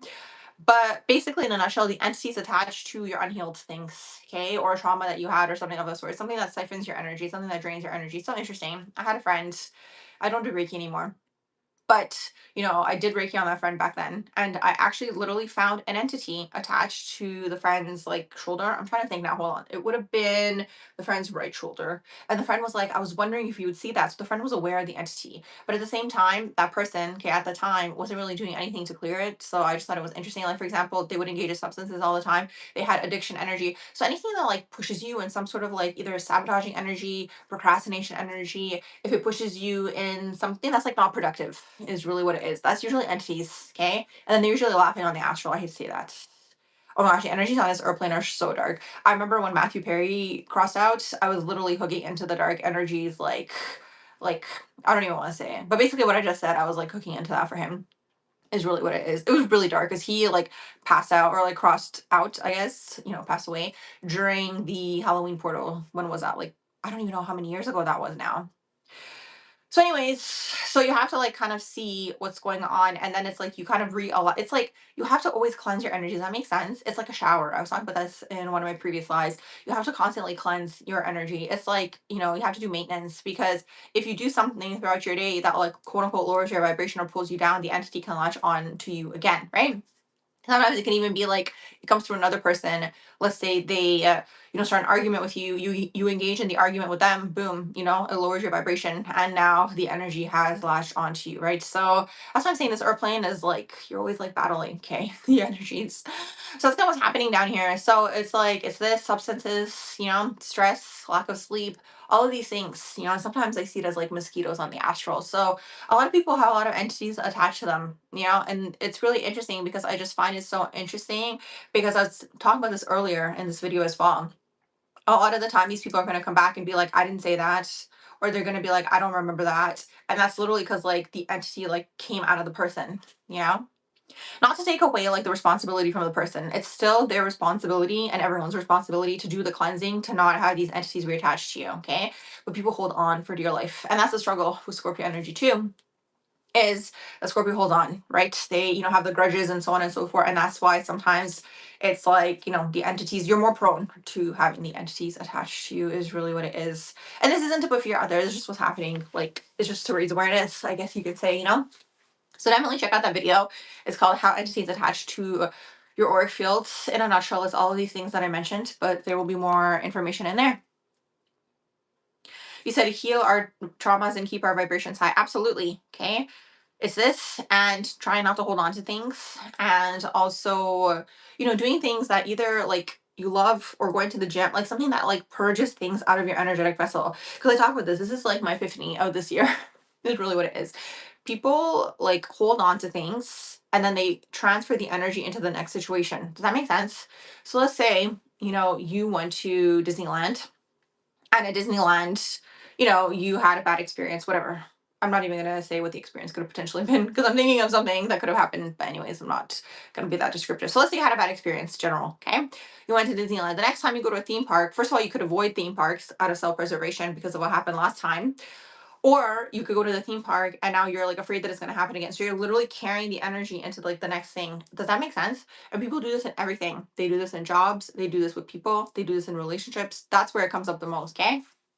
So instead of cutting it and being like, that was the past, and like literally just like not engaging with the energy anymore, they hold on to it and then they carry it into the next situation. And it's hard. Of course it is, when, things have happened and all these things. And of course, if you have Scorpio in your chart, which is what the original question was, the self preservation moment is strong, right? But, again, even being so intensely in self preservation mode is also a trauma response, is really what it is. So it's really interesting down here. Like the energy is really interesting down here on this airplane. You said, thank God you don't do any drugs or drink anything. Good job. That's awesome. Not even prescriptions. That's amazing. Congratulations. But all big three in water is intense. You found exercise moves energy very well. Exactly. That's what I found. I find exercise does it the best. Okay, good. You said you love that channel. Okay, I'll post there again. I actually have a video that I recorded before I even went traveling that I need to edit and I'll post on there. So I'm excited for that. So yes, so what was I saying? Let me see, what were you guys saying down here? Oh yes, exercise. Yes, exercise. I find that exercise is like the best thing. It's not even like the physical aspect. I mean, that's the benefit, you look good, you feel good, overall, but it's actually really good for moving energy. And sometimes if you don't want to move, let's say you go to a massage and someone moves the energy for you. This is why sometimes people are going to be purging and so on and so forth. And how people say you store trauma in the hips and like all these things, right? So it's this like for some reason humans hold on to things. Animals, I'm sure I've told you guys this before, maybe you've heard it before. Animals go through something traumatic, they shake right away and then they like release out of their body. You know, with humans, it's really interesting. I'm not sure if it, deals with the fact that we have memory, and all these things. But animals sometimes have memory too, because there was a cat that I had cat that I had when I was traveling. Okay, my cat friend, my temporary cat pet, I guess you can say. And the cat would literally come at the same time in the evening when I came back. But they also have smell. They also have the sense. So maybe the cat, was able to smell that I was like coming back. But anyways, I digress. Okay. There's something within humans where humans like hold on to things. Maybe somebody, in the psychology world or whatever, the science world will tell us what that is. You said you're back. You need to go back to the gym. Yeah, and that's the dark energy. The dark energy like wants to keep you stagnant. That's the biggest thing. That's how you'll know that it's like an entity or like a dark energy. When you feel stagnant, when you feel like you're in the same spot, when nothing is moving, or if you want to be in your house all the time, or if you just like want to chill, which is fine. Rest is important. Okay. Rest is important. But it's like, we're going into the higher frequencies. It's gonna be one and done. It happens, transmute it. Like that's where we're going. Okay. So yeah, that's what people are being prepped for, basically. You said Kurt Cobain has a grand water trine. There you go. Super, super psychic. So he was probably super psychic. When people are super psychic, they struggle down here because it's like, you know, what you see is not pretty much what anybody sees. Now we're blessed with the internet. Like, God bless the internet, right? Because there's more people that can find each other that are similar. Okay. Back then, it was just him. And not only that, like he was in like the fame world, which is even more isolating, right? So he was probably super isolated in that world. He probably dealt with a lot of snakes, okay, in that whole world, because that's what all of that is. And then it's like all gaslighting, okay? Because when you're a psychic person, that's like, the first thing that you're dealing with is like people gaslighting, right? You're gonna be like, you did this because of this, and they're gonna be like, no, I didn't. No, I didn't. And then if they have trickster entities attached to them and all these things, it's like they enjoy trying to get this rise out of you by like you getting annoyed by being like, no, like I literally see this clearly. Like you can like see the smirk on their face. Like those are like the trickster entities. There's that one, and there's even like that Joker entity. Oh my goodness, that clown entity. That's one of the worst ones, you guys. There's a clown entity. There's so many. And then there's also the sexual entity, the snake. The ones you'll see it in like the whole entertainment industry when they're sticking their tongue out, this, that, like they're all like possessed by the snake entity, which is like all sacral chakra things. And that's also how you guys can catch, I guess, entities. No, it's not this. It's not that you can catch them. They can be transferred to you, yes, but still there has to be an energetic match, which is in your own energetic field, right? So the thing is with sexual energy, especially if it's mindless, it's like you have to look at it this way. I gave this example in one of the previous lives, and it's something that I psychically saw this year. So I'm always sharing with you guys what I pick up on. But it's like Okay, when people do, let's say, a plant medicine ceremony and all these things, there's like a shaman, right? And the whole point of the shaman is to like protect the space so dark energies don't come into your vessel when you're leaving the vessel. This is why not everyone can be a shaman. It's also why a lot of people have entities attached to them, is because, the shamans right now are the westernized, hippie, right, performative, and they're not doing anything properly, right? So anyways, that's a different rant for a different day. So if you can find someone by word of mouth who's like underground and like not, doing things where they are, like very loud and all these things, you know what I mean? Like if they're kind of like hidden in some kind of corner, those are probably like the more legit people versus, the one that's like trying to sell you everything. Anyways, so, the shaman, the proper shaman, is here to protect the space, right? So that happens with the sexual energy as well. For people who are engaging in low vibrational sexual encounters, okay, it's again, it's not about being the perfect citizen, whatever, it's just that you are opening up your vessel, the energy in the space isn't protected, and boom, entities and enter your vessel, okay, because of the vibration, right, of the space. It's not protected energetically, you guys, we could do so much if people were healed and if they actually knew how to properly use their sexual energy, if they're not stuck in their own chakras, but they are. So it's just like it's so unfortunate because it's such a waste of what we could be doing, all of us, with the energy. But anyways, it is what it is. It's where we're at, as a collective. Some people. You said, is the South Node in Aries 12th house intense? South Node in Aries 12th house. And then that means you have your North Node in, hold on, let me think. Your North Node would be in Libra and it's in the 6th. This is really interesting. There's something there from a previous lifetime. It's interesting. I'm curious to know, do you have any aspects to your South Node that are in Aries in the 12th house? There's something going on here where either you weren't able to fully be your own person or independent in that life, or you were trying to like speak out and then you got like taken out or something like that. Because that 12th house, like, incarcerated, like all these things, something happened. I'm like, hey Clarice, I'm glad that you're here. Hey. I'm answering astrology questions, metaphysical questions, questions about your natal charts. What is new? You said, do Scorpio Venus hold on to past relationships emotionally? Here's what I'm going to say about Scorpio energy, okay? In a perfect world, which this world isn't, in a perfect world, the Scorpio energy, let's say everyone's healed, and it really is the rainbows and butterflies that the new age try to preach, okay? Everyone's out of their lower chakras. In the perfect world, Scorpio energy, okay, would quote unquote mate for life, okay? It's like swan energy. That's like the perfect situation for scorpionic energy, Scorpio Venus, all these energies, okay? Unfortunately, the world is not perfect. Sometimes they're unhealed. Sometimes the people they're involved with are unhealed. And then it's like the struggle with Scorpio Venus is, it takes them a long time to let things go, okay? All Scorpio energy overall, Scorpio Venus, you will see it in relationships, okay? So yes, they hold on to past relationships emotionally, yes, in general. It's like if they were actually in some sort of relationship where they were super into this person, it could take them forever to let that situation go, or a really long time. And it's fine. Everyone's process is different. It's just sometimes for these energies, if they really did quote unquote open themselves up and all these things, it could be a lifetime, okay? For them to let go of the energy. So that's the struggle for them, because it's like, it's literally the theme kind of what I'm saying today. The whole thing here on this, I guess, or plane, or at this point in time, we are kind of meant to master, all of us, letting things go when they happen, right? But it's like the Scorpio, because it's water and it's merging, right? So if they've merged in that energy, like literally merged to the other person, yeah, it's gonna be hard for them to let go fully. Okay, is really what it is. But that's what they're meant to do. They're meant to master this. Do you see what I mean? Like, do you see how all the signs kind of end up in these situations that they're also meant to master? You know what I mean?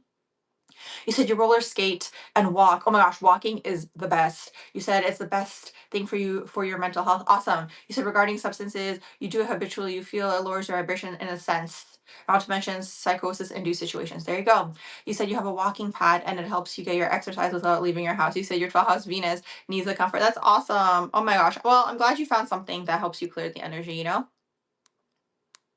I'm just back up here to see what you guys saying. You said your Gemini, Sun, and your Mars and Aries are in the 10th house. What does this mean? Okay, let me think. Can you tell me? Can you tell me what's in your 10th house overall? What sign? You have your Sun in Gemini and your Mars and Aries are both in the 10th house. This is public energy. The Sun in Gemini could have a hard time grounding, though, I will say that much. Mars and Aries could push through, which is good. I'm really curious about the rest of your chart. I'm curious about the rest of your chart. Wish I'd have to do the reading to see what else is going on in there. because there's something else going on in here. Because I'm curious to know, do you go more toward the, if I were to look at your chart, I'd be able to see, do you go more toward the energy of Gemini or like mutable, or do you go more toward like the Aries? I'm curious to know. You said it's easier to become ice though. Yeah, but it doesn't really serve you because then you're just dead inside. You know what I mean? That's a struggle because then people cut themselves off from their heart space and above, you know, and it's all attachments. Like that's the other part of the story. Okay, so here's the other thing with Scorpio energy. Okay, so you guys can kind of understand all this better. Okay, so Scorpio, okay, when they kind of go through this whole merging process, okay, it's like it never, okay, you guys, nothing ever has to do with the other person. Okay, so that's like the first order of business. Okay, it never has anything to do with the person you are involved with. The other part of the story here, and this could apply to other people, it's just Scorpio feels it more intensely, I guess you can say. Pisces has their own way of doing this. But with Scorpio, it's like they find a person that they vibrate with because it's a vibration thing, it's an energy thing, is really what it is. They find a person sometimes that they vibrate with, and it's like that person now becomes their vehicle, okay, through the heightened point, okay, because of Scorpio energy, of course, okay, the heightened point, which is the climax, you know, to actually access, you know, something higher and greater and all of these things, right? So, you know, they kind of go through another person, right, to get there. But it's like you have to understand that it never had anything to do with the other person. And also they look for the intensity of this, right? And that's why it's like about intensity, but it's like the stronger this quote unquote hind point is, it's like it opens up more energies for you, is really what it is. It's like more metaphysical. So sometimes they find one person that like really vibes with them in that way, okay? Where they're able to get there and like access that, and then that person is gone, and then they go through this whole fall. So like Scorpio also deals with like the fear of abandonment, and it's unfortunate because you know when they do find whoever this individual is, it's like they try to hold on for dear life, and then they sometimes inadvertently push that person away, which is something that Scorpio Venus struggles with, okay, through quote unquote possessiveness and all these things.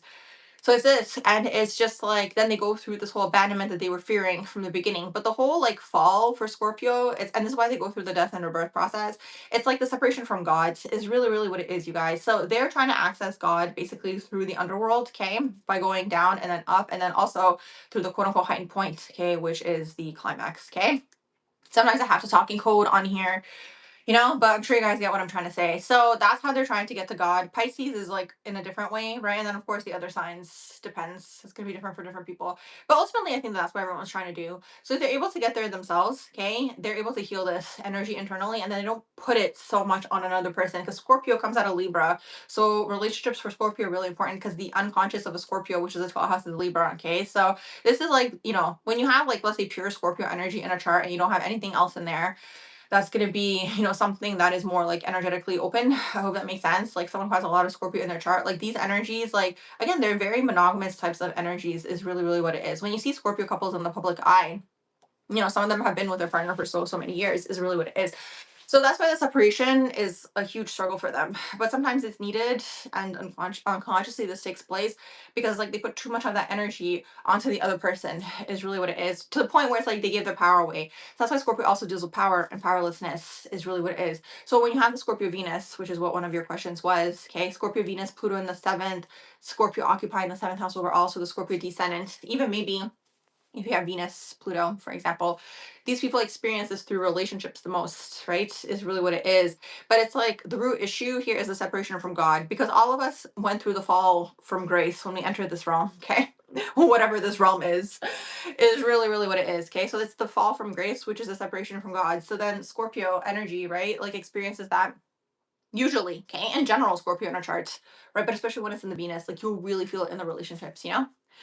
So it's this, and then the intensity, quote unquote, the intensity that everybody talks about with Scorpio, it's like they're looking for the intensity of that heightened point, is really what it is. So not everyone's going to do it for them, you know what I'm trying to say?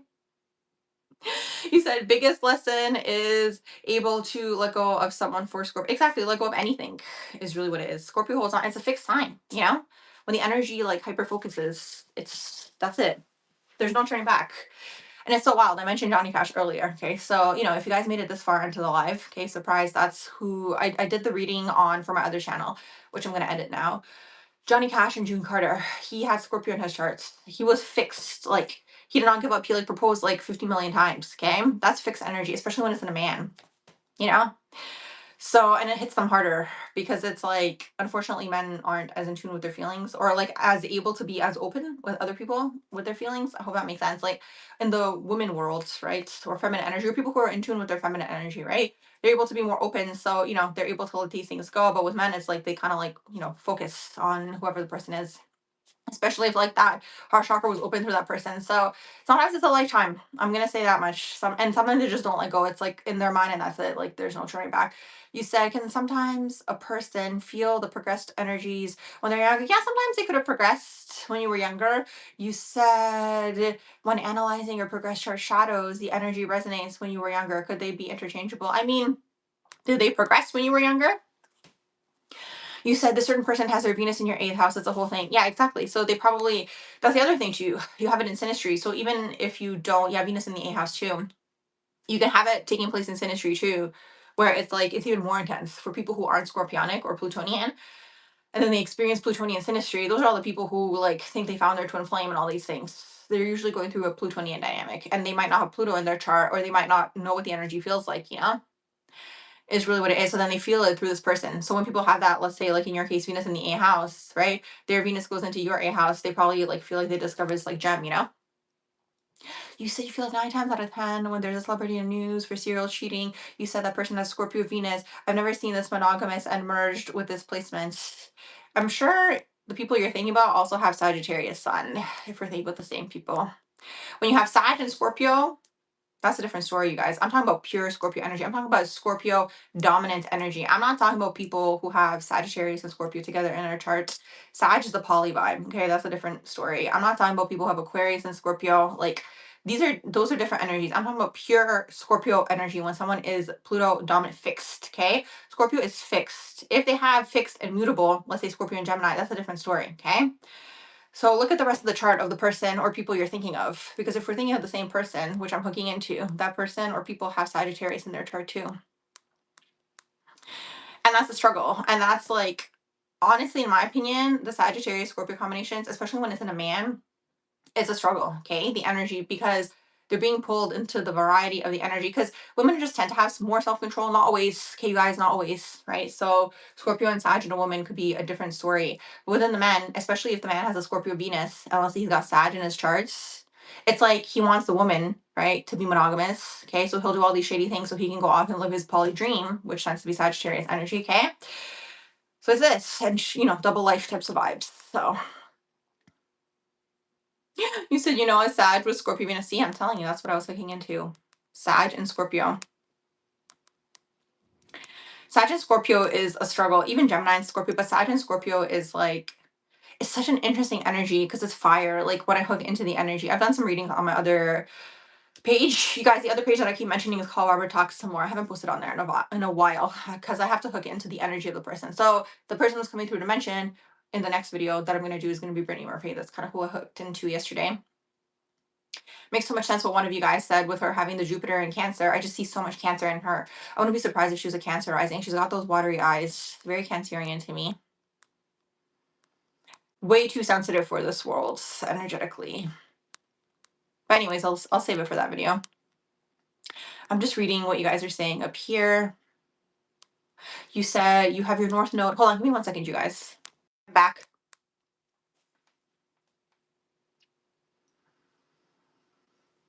You said the certain person has Mars, Sun, and Saturn in the eighth. Yeah, that's a lot to clear. Sometimes eighth house energy it's intense also. It's all intense. You said, does having 29 degrees South Node Scorpio make you a twin flame, or is that a myth? Twin flame is in the person internally, okay? You said Mars and Gemini men you found are unfaithful, also shadow Scorpio moon. It's not okay. Here's the thing, you guys, like people are just in denial and they're like not authentic and they're not honest with themselves or the world. Okay. It's like people, okay, when you have, let's say, Mars and Gemini, Mars and Sagittarius, like these people like quote unquote sexual variety. And it doesn't have to be the man or the woman. It's just women tend to have more self-control or like women are socialized in a different way. Okay. But not everybody like these days, it's just like it's a different story, right? But you know what I mean? Like back in the day, the Desperate Housewives used to wild out with the pool boy too. Like, let's be so for real. But anyways, it's like these energies like change, right? Mars and Gemini likes variety. It's just the nature of the energy. So it's interesting because it's like if you guys have Scorpio in the chart, and let's say you have a Mars and Gemini, That's like the root of the Scorpio energy is going to be the Mars and Gemini. You have to kind of follow the trail to see, then you have to look at the Mercury, and then you have to kind of keep looking to see where the trail is going to lead you, right?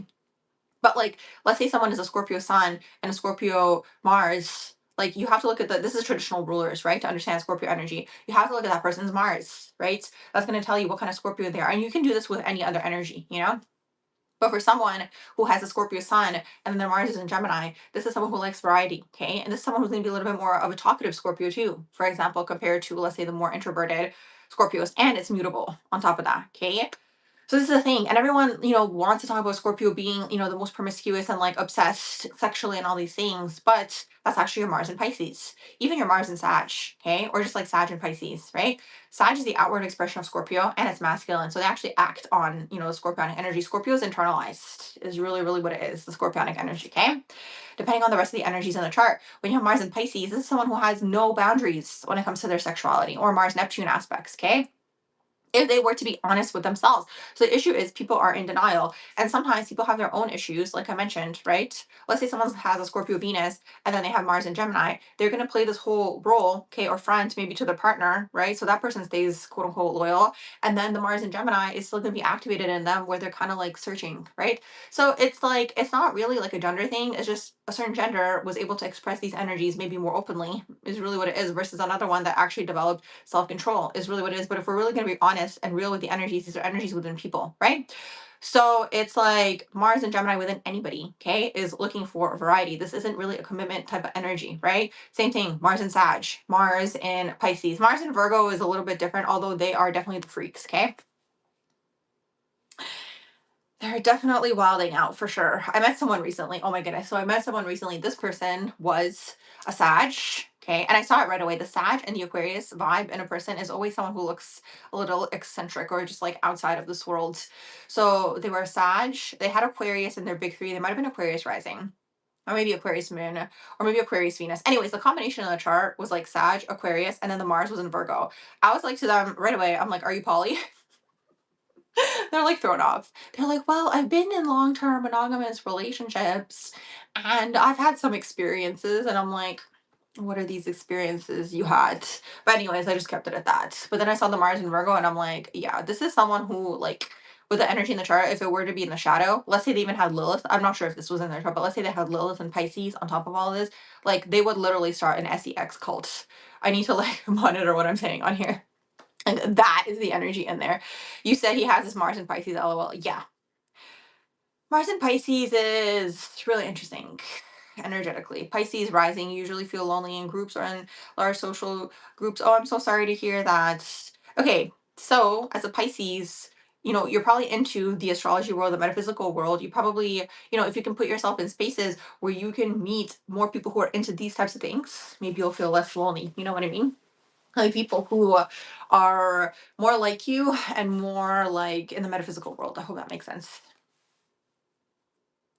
I think that that's gonna help you way more than like the everyday person who's like oblivious. He says, so if you meet someone and you find out their Mars is in one of those placements, should you just run for the hills or is it possible for them to be faithful? It's not. So it depends what's going on, right? It depends on so many things, you guys, right? Because it depends on the aspects, right? It depends on the aspects to the Mars. Two, it depends on, did it progress? Sometimes it's a transit. But what I will say, okay, let's say you're someone who is fixed energy and you meet someone with mutable in their chart, that's probably not going to flow because they're just flowy. Speaking of flowing, like they're go with the flow. When they're in front of you, it's great, right?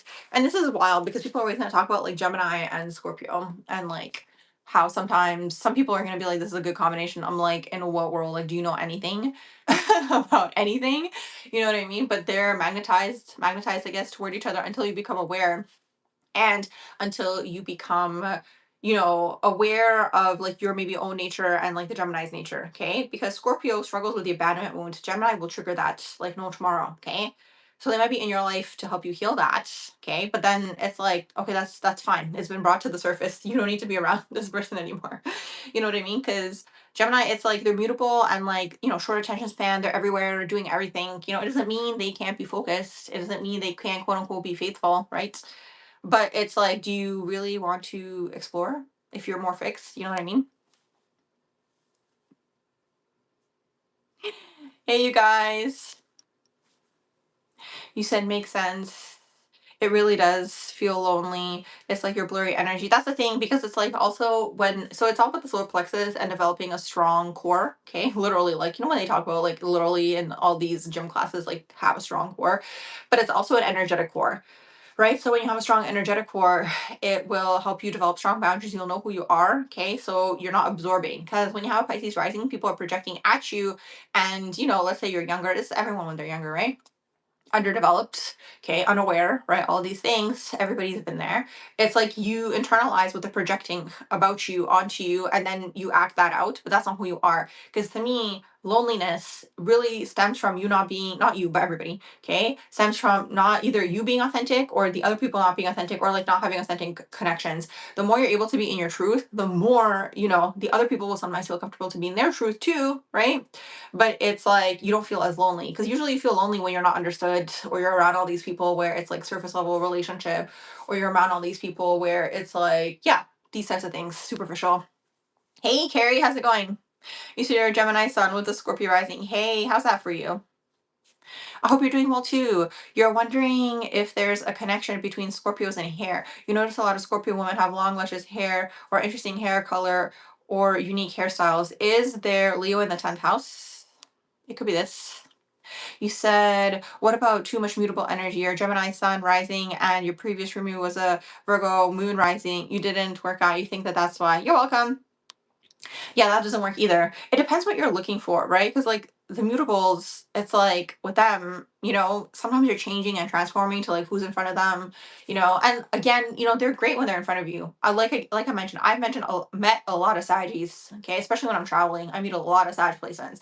When they're in front of you, great, so much fun, trying to make a plan with them though, they might not pull through because they find the next interesting thing to do. And that's fine. It's just like, it's just allowing everybody to be who they are. You know what I mean?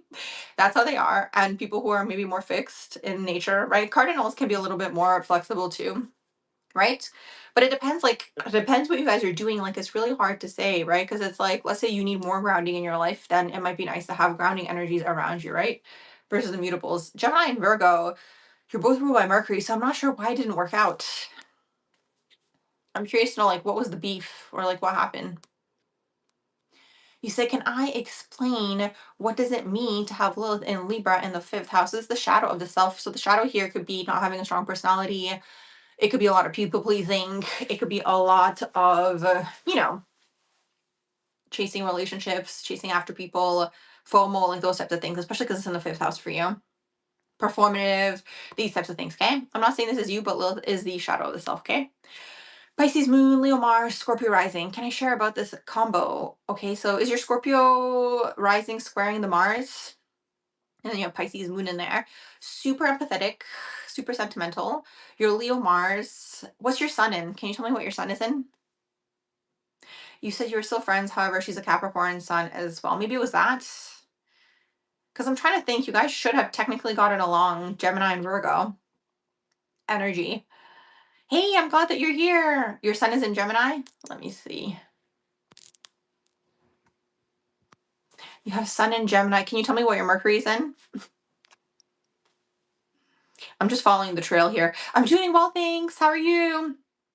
What's new? I haven't seen you in a while, or I mean, seen you.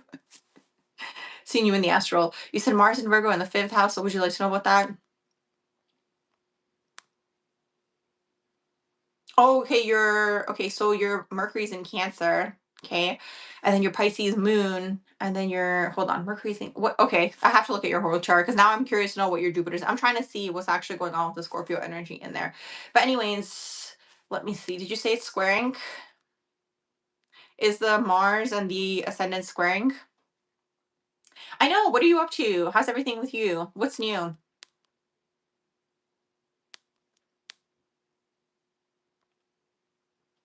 You said Saturnian society is not so kind to different individuals. It's not. You said needs you feel. You said if it was, then maybe everyone could be more open about what they wanted and less cheating, judgment don't help. Yeah, I mean, you know, the structure is the way that it is, and then everyone's trying to kind of fit into it, portray an image, I guess.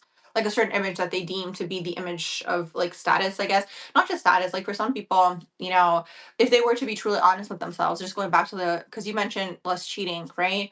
Here's the thing, like, this is my opinion on cheating, okay? First of all, it's a communication issue, but usually it's like a root issue within the person. Like, it's actually an intimacy issue, is really what it is. I talk about this on my threads, okay? It's an intimacy issue. It's someone who is not able to be fully themselves or be fully seen, okay? And then they're kind of either chasing highs, okay? Or sometimes they're just an empty vessel and then they're out, to hurt people and so on and so forth, right? We could have a whole conversation on why people cheat.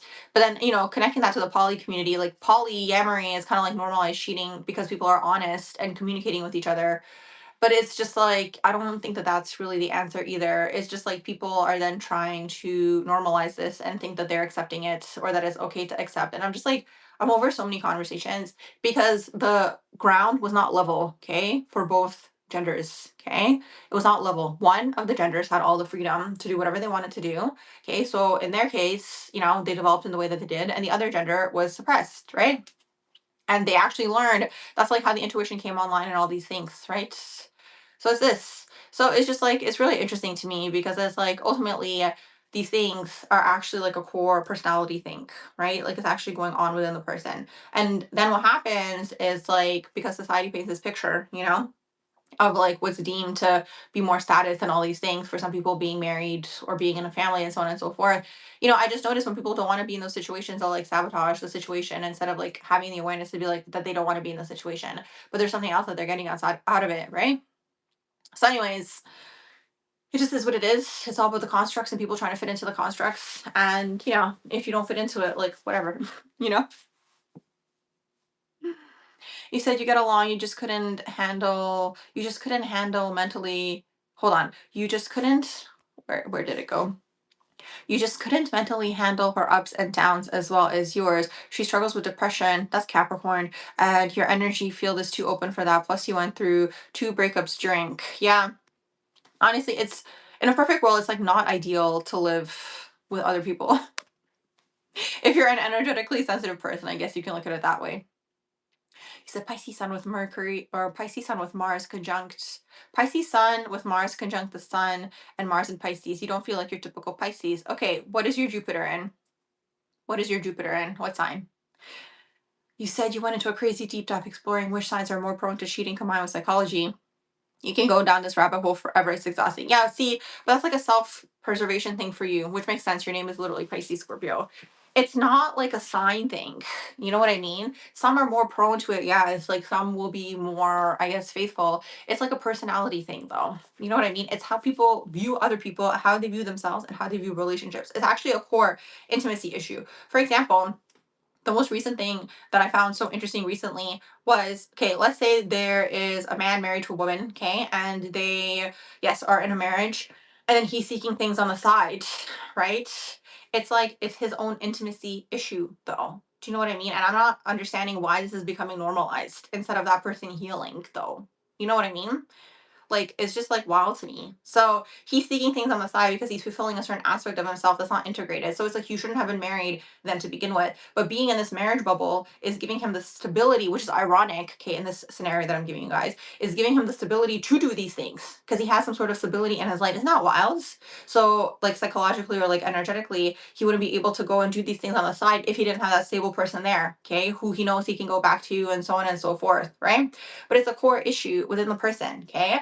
I'm just like over people saying that certain people want more variety. Like everybody wants some kind of variety. Like you think everyone's trying to live a monotonous life other than people who are bots, like with the same thing all the time. Like, do you know what I'm trying to say? It's just like all these arguments people are trying to like defend, right? But it's not that. You have to look at it in terms of like a society thing, right? How people have evolved and how people have developed. You have one group of people who are basically spoiled brats who got to do whatever they wanted to do, okay?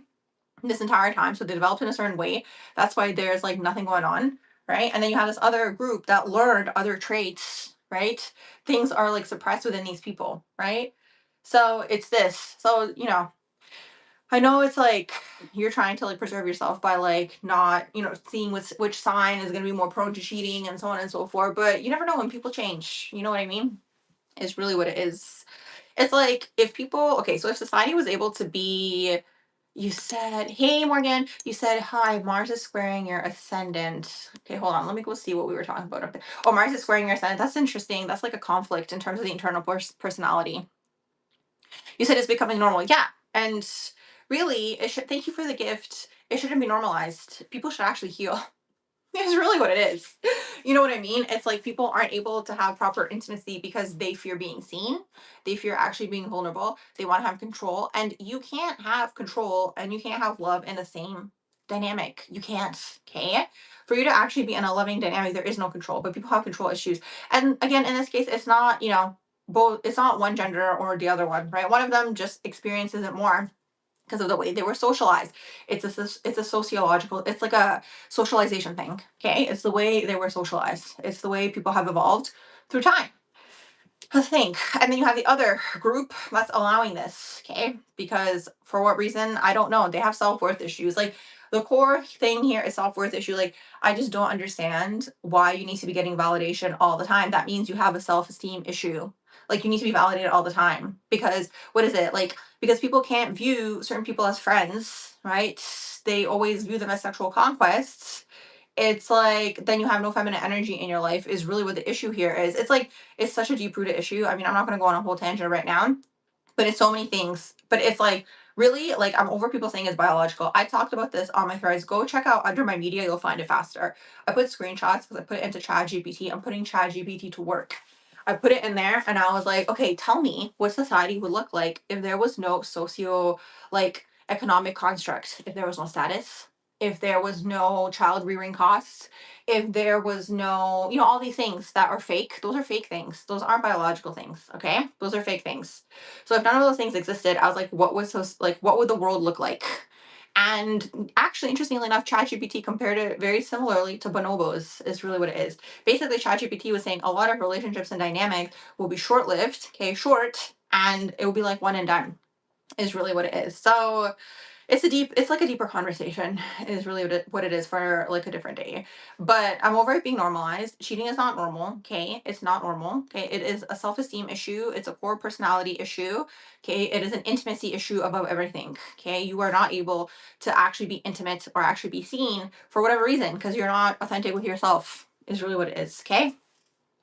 And it's like if you're not able to quote unquote commit, don't lie to people, okay, and be in these dynamics for some people who are married, for example, and be in these dynamics, do what you need to do your self discovery journey until either you're ready or don't. Like people live bachelor lives, you know what I mean? I actually met another Sagittarius, actually. Like I said, I met a lot of Saggies when I was traveling. This person lived the whole bachelor life. They had no kids, and they were open about it. But it's interesting because in this bachelor life, this person was still in like one-on-one dynamics with whoever this person was involved with or whatever. And you know what's wild? This person was telling me actually the most recent person that they broke up with that person because that person wasn't honest. I'm like, let me look at your chart. Scorpio Venus, of course, of course.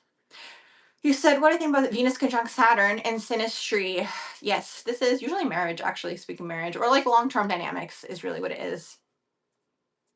You said, but that'd be like getting rid of Saturn, though. That's the whole point, though. That's what I'm trying to say. Okay. So Saturn is restricting on everybody. Okay. That's what I'm always trying to explain to you guys when I'm going off about Saturn. Saturn is restricting everybody. Okay. It's like all these fake things that don't even matter. Right. So, what you can get a discount when you're doing your taxes or whatever, like when you're investing into your retirement savings, like, okay.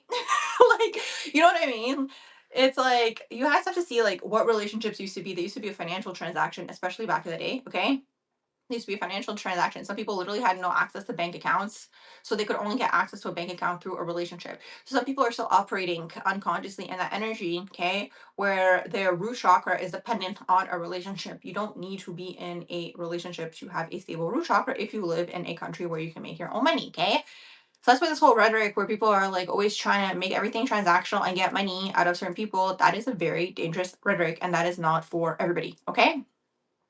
That's why I'm always saying I don't understand why people just don't make their own money. Like it's really interesting to me. You know what I mean? It's like why would you let someone financially control you? Like it just doesn't make sense. But that's what they're trying to push everybody into. Like they're trying to push everybody back into the 1950s. Okay. It's very unhealthy. So we move past that, you can't really go back to the past once we move past it. It's like you can't give, someone a little bit of freedom and then try to take it away because that person know what the freedom tastes like. So it's like you don't think they're gonna push back though? I'm not sure. I don't know what to tell you guys. You said Saturn is going to exactly conjunct your Aries 5-degree rising and square your 5-degree sun in Capricorn next week. Saturn is going to conjunct your Aries. Hold on, Saturn is going to conjunct your Aries 5-degree rising and square your 5-degree sun. Oh, that's a restriction on the personality. You said you don't think you're feeling anything yet. What do I think this transit's going to bring up? So restriction around the self, but I'm curious to know what houses are going to go through. You said, okay, well, that's a different story in that particular case. If you have some sort of limitations to make your own money, that's a different story. I'm talking about people who don't, where they're putting themselves in situations where they are financially dependent on another person. If you have some sort of, God forbid, physical limitation, unfortunately, that's a different story. Like, that's not going to apply to you. You said, yes, that makes so much sense. Social media is great, but a lot of things like cheating are glamorized and normalized. I'm over it. I'm literally over it. That's why I started talking about it on my threads. I'm over people accepting it. I'm over people normalizing it. It is not something like people want it to be normalized so they can do whatever they want. So they can have you sitting at home, wait, so they can come back home to you while they go off and do whatever they want, while they go on their own self quest journey and you're waiting for them in the house. Yeah, no, it doesn't work that way though. Okay. So people need to stand up and people need to have more like self-worth, okay? Because it's a self-worth issue on both sides, okay? Is really what it is. If we are, which we are right now, living in a time, all of us, okay, and you're living in a country, right, where you don't need to be sitting at home waiting, for Billy Bob, to come home, see what his mood is like. Is he gonna like the dinner you made him, right? Because otherwise you get lobotomized. Like that movie Don't Worry Darling. Oh my god, that movie made me so mad. Did you guys watch the movie Don't Worry Darling? You said you love my perspective. The Aquarius placements are coming through. Yeah, it's the Uranus aspecting all my personal placements. Like, I just don't see the future being that.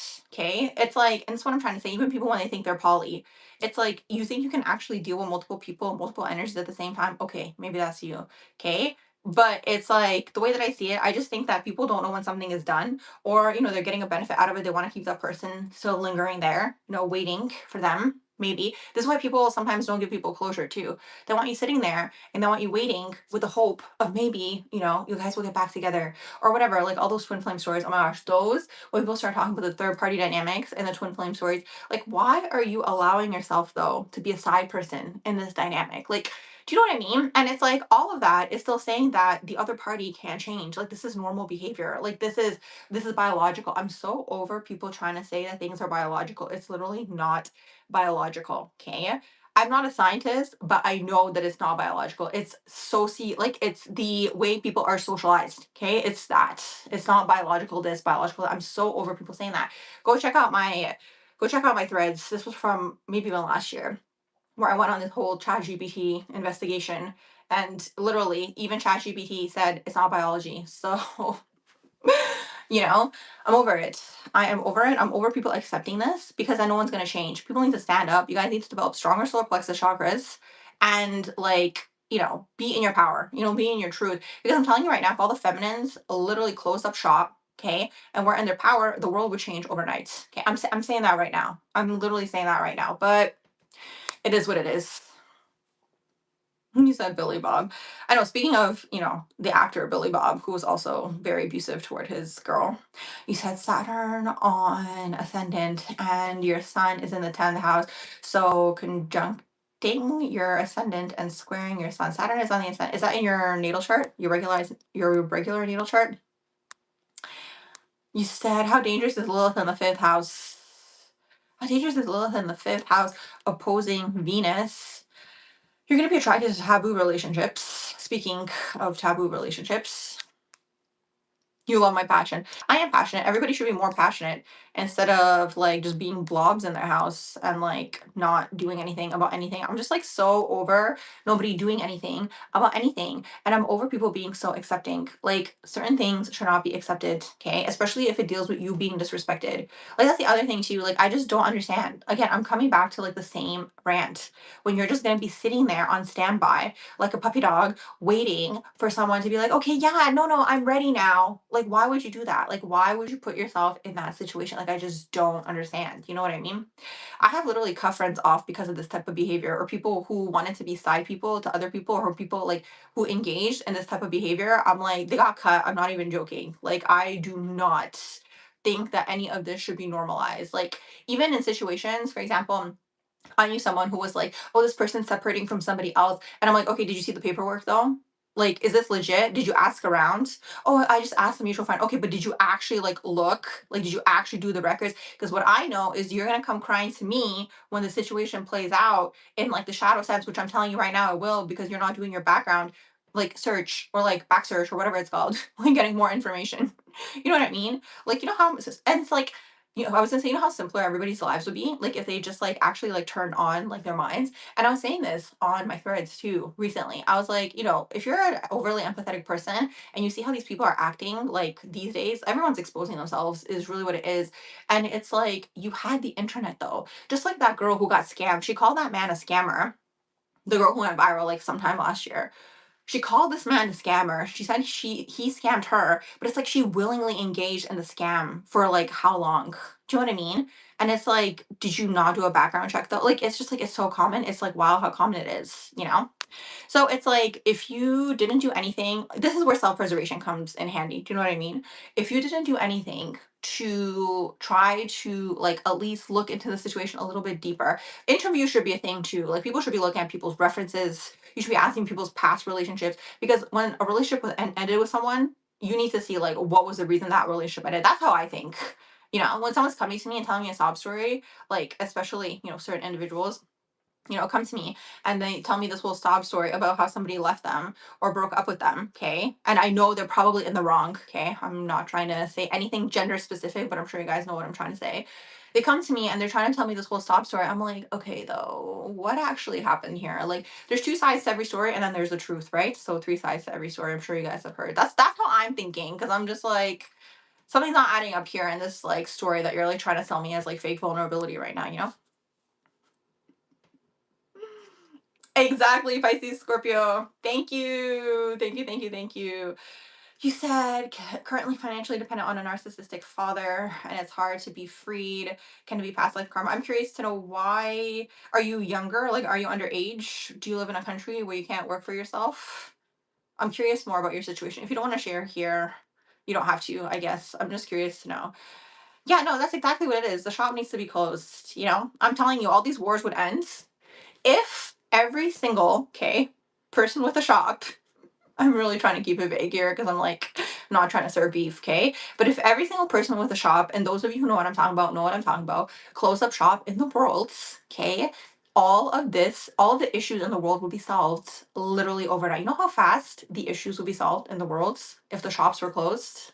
Just for one day, I'm telling you. But nobody knows the power that they have. And everything's been reversed. Everything has been reversed. You know what I'm trying to say?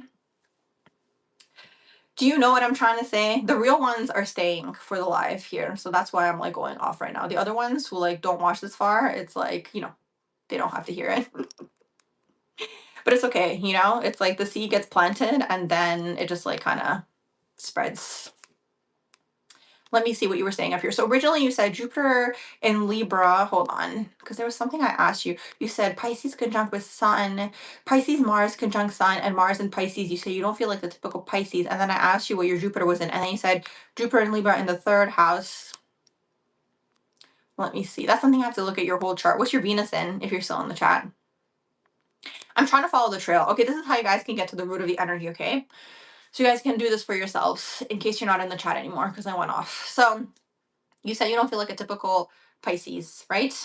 So you have to follow the trail, okay? So your Pisces sun and your Mars is conjunct in there. So Mars is in Pisces too, and you said you don't feel like a typical Pisces. So you have to follow the traditional rulers to get to the root of the energy. So you have to go and see what sign is Jupiter in. Okay. So now you told me that your Jupiter is in Libra. Okay. Libra is ruled by Venus. What sign is your Venus in? Okay. If you're still in the chat. So, anyways, if you're watching the live replay, see what sign your Venus is in, okay? And then whatever sign that's in, you look at the ruler of that, and then you kind of follow the trail. So let me explain to you guys. I'm going to use, since I have Brittany Murphy's chart open here, okay? Or no, I don't, but I will open it. The next Google search was Brittany Murphy death. Okay, hold on. Let me go back to Brittany Murphy birth chart. I'm going to show you guys so you guys can do this for yourselves in your own charts following the trail, okay? For example, to see what kind of Scorpio Brittany Murphy is, okay? She has her sun in Scorpio. Hold on, give me one sec. I'm back. Thanks so much for those of you who are liking the live. You guys are so awesome. Okay, so let's do this together. This one's going to be really easy. So her sun is in Scorpio, okay? So then you follow the traditional ruler. So you go to her Mars. Her Mars in Leo, okay? Which then Leo is ruled by the sun. It goes back to her sun in Scorpio. So she has the quote unquote mutual reception. This might be a little bit more advanced for some of you guys, but she has something called a mutual reception between Mars and Leo and then the sun and Scorpio. So the energy starts ping ponging between the two, okay? She goes back to the sun and Scorpio, back to the Mars and Leo, and so on and so forth. So that's the root of her Scorpio energy, okay? So the root of Brittany Murphy's Scorpio energy is the mutual reception, okay, between the sun and Scorpio and then the Mars and Leo. So that means she is actually, she actually struggled a lot with her ego in this lifetime, okay? Sun and Mars. And a lot of her like drive in this lifetime, because it's the mutual reception, was connected to her, okay, basically ego, but there's like emotional undertones connected to it, okay? So she really wanted to be seen, but she struggled also with being seen, okay, in that particular case. So that's how you guys can do it for yourselves. You said this reminds you of this coworker. You started this job, and like one of the coworkers was like, "Yeah, I'm married to my husband, but like you have a BF," and you see, and that's what I'm saying. It can be on both. It can be on both like genders or whatever. But see, this is what I like because some people what they do is they don't want to disrupt the stability, okay, of whatever the marriage is. Let's say they have kids, but is that fair to the kids though? Is that fair to the kids though? That's my question. Instead of just going through the divorce and go off and frolic through the fields, you know? And if you haven't found yourself in this life, why are you reproducing and why are you going into serious dynamics? And the thing that is just like, I have no words, is people who try to be traditional and unconventional at the same time. Either be unconventional, okay? That's fine, be unconventional. Or be traditional, okay? You can't be traditional and unconventional altogether, okay? You can't be in both worlds. You can't, okay? You're either traditional or you're unconventional. For example, I'm in a group, okay, of people who are in a polycule, okay? So you know how it's molecule and then it's called polycule, and they had a community baby. So in this polycule, okay, two people were married and then they decided to open up their marriage. Why not go through divorce? They, I guess, want the benefits or whatever of still being married or the status, or they want to be able to say my husband, my wife at their corporate meeting. I don't know. To who? The boomers? Like, whatever, you know? So they open up their marriage and they're still married. Just divorce and do your whole orgy, okay, while not being married anymore. Like, stop portraying a fake image. And this is like what's so annoying with all the Hollywood people. You're all having orgies with each other. Why are you pretending to be traditional? Because they want to sell the image to you, okay, of what, you know, it should be look like when you're in a relationship. So, you know, and that's the thing. Some people get promotions because they're married. They're able to say this and that and the other and all these things, right? But it's like, okay, and then you're doing your thing on the side, which in my opinion, your side thing is what you really want to do, okay? Your first thing, okay, so this person was married to the husband and has the side boyfriend. The husband, they're probably married, maybe they don't want to tell their parents that they're going through a divorce. So then why can't you stand up to your parents though? You know what I'm saying? Or they don't want to tell the family or whatever. There's some reason there, right? Where they're trying to be traditional for somebody, okay? For somebody. And then what they're doing on the side is what they really want to do, okay? I'm telling you right now. So that's how people end up in these double life situations. And sometimes, you know, it doesn't have to be so extreme as in relationships. It's just unfortunate because too many people get involved and too many energies get involved and all of these things, right? And those things, I had someone say to me once, way back, like this is literally my early 20s when I started working corporate. This one person said to me, and they were like, I love my wife, but I like a lot of like women. And I was like, okay, like I just like looked at them and I was like, okay, like what do you want me to do with that information? Like, congrats, you know, congratulations for you, you know? Anyways, you said you can tell if you're an Aquarius. You said you feel that. You said you don't want to be seen and you struggle with that. You speak to people for a living from a country with lack of opportunities for work. Oh, I'm so sorry. See how you can try to get out, maybe, Vanessa. Like, apply for international jobs, right? Like things like this, like something that will increase your own income where you're able to separate. See, and this is what the people in the Western countries don't understand. You don't understand how blessed you are, okay, to be able to have financial independence compared to people who don't have that. But yeah, see how you can try to get out in any way, shape, or form. Like, is it through a volunteer opportunity? Something where you can do something maybe somewhere else. Like, I don't know how it works, applying for visas and all these things. But yeah, give me one sec. So it is this. You said puffins are more faithful than humans. So many animals. No, it's so many animals. It's so many animals. But here's the thing, okay? Here is the thing. I looked it up once, okay? Since we're on this topic, I literally looked this up once.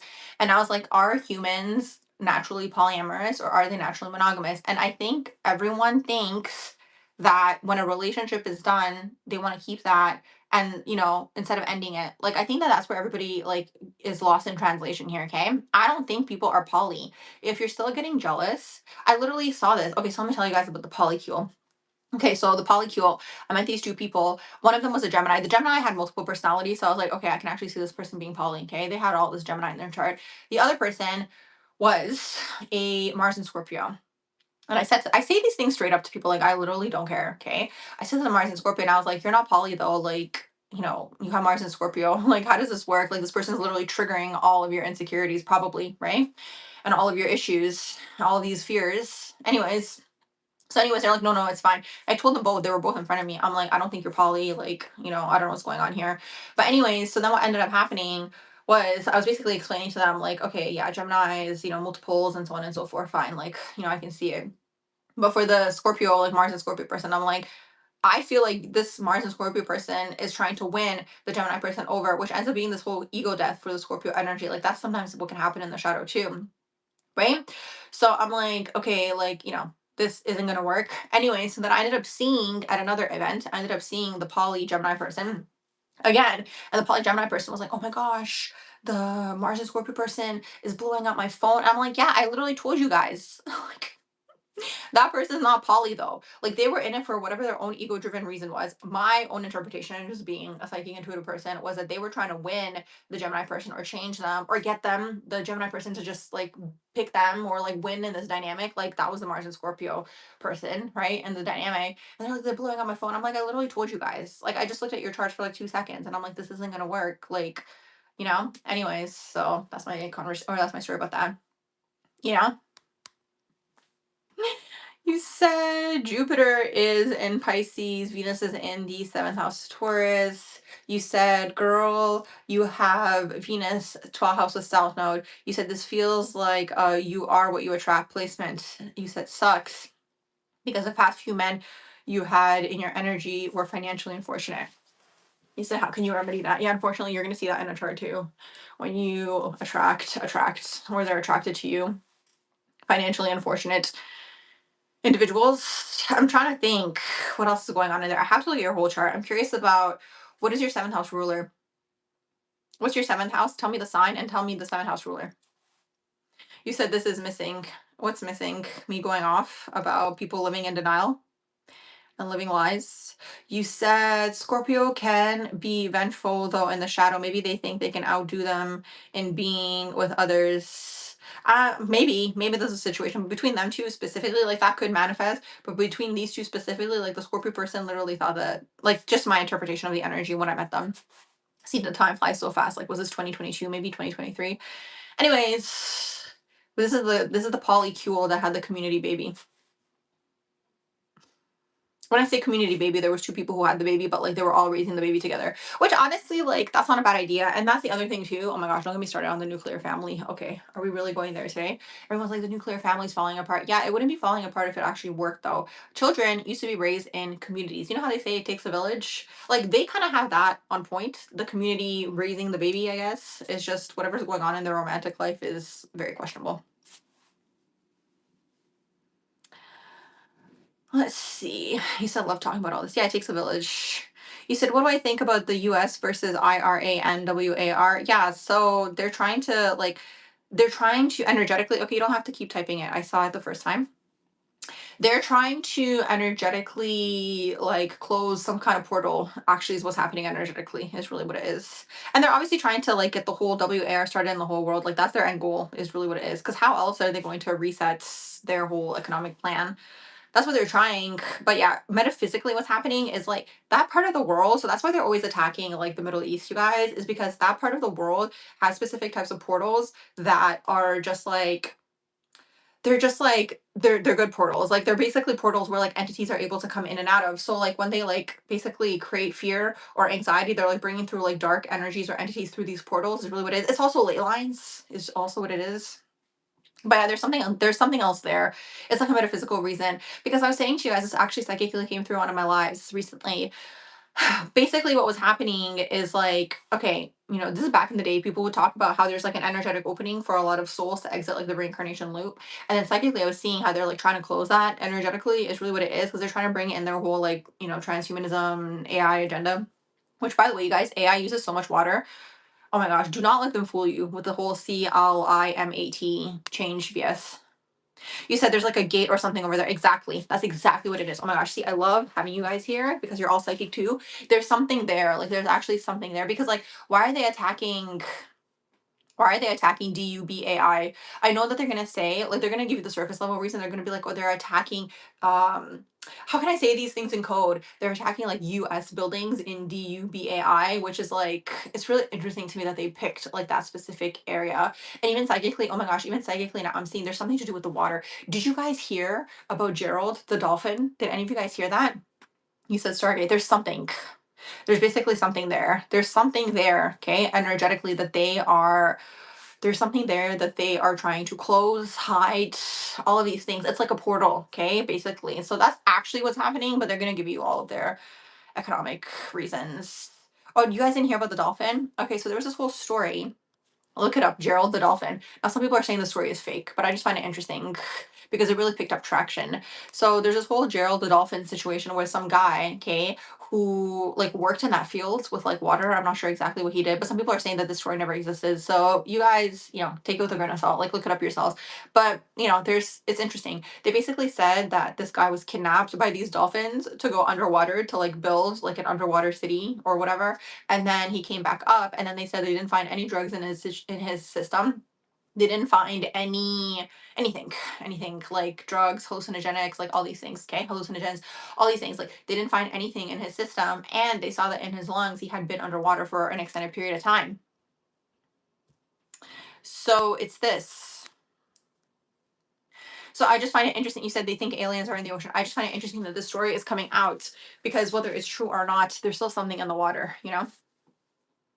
Okay, guys, I gotta go. I'm gonna sign off now. If you guys would like your own natal chart reading, signature reading, progressed natal chart reading, okay? If you guys would like a mini natal chart reading, mini signature reading, astro guidance, send me an email, okay? Oh, perfect. Yes, one of you guys is leaving. I'm leaving too. So I hope you guys have a beautiful rest of your day or evening. Thanks for being here. Your likes, your shares, your subscribes. If I didn't get to your question, I'll get to it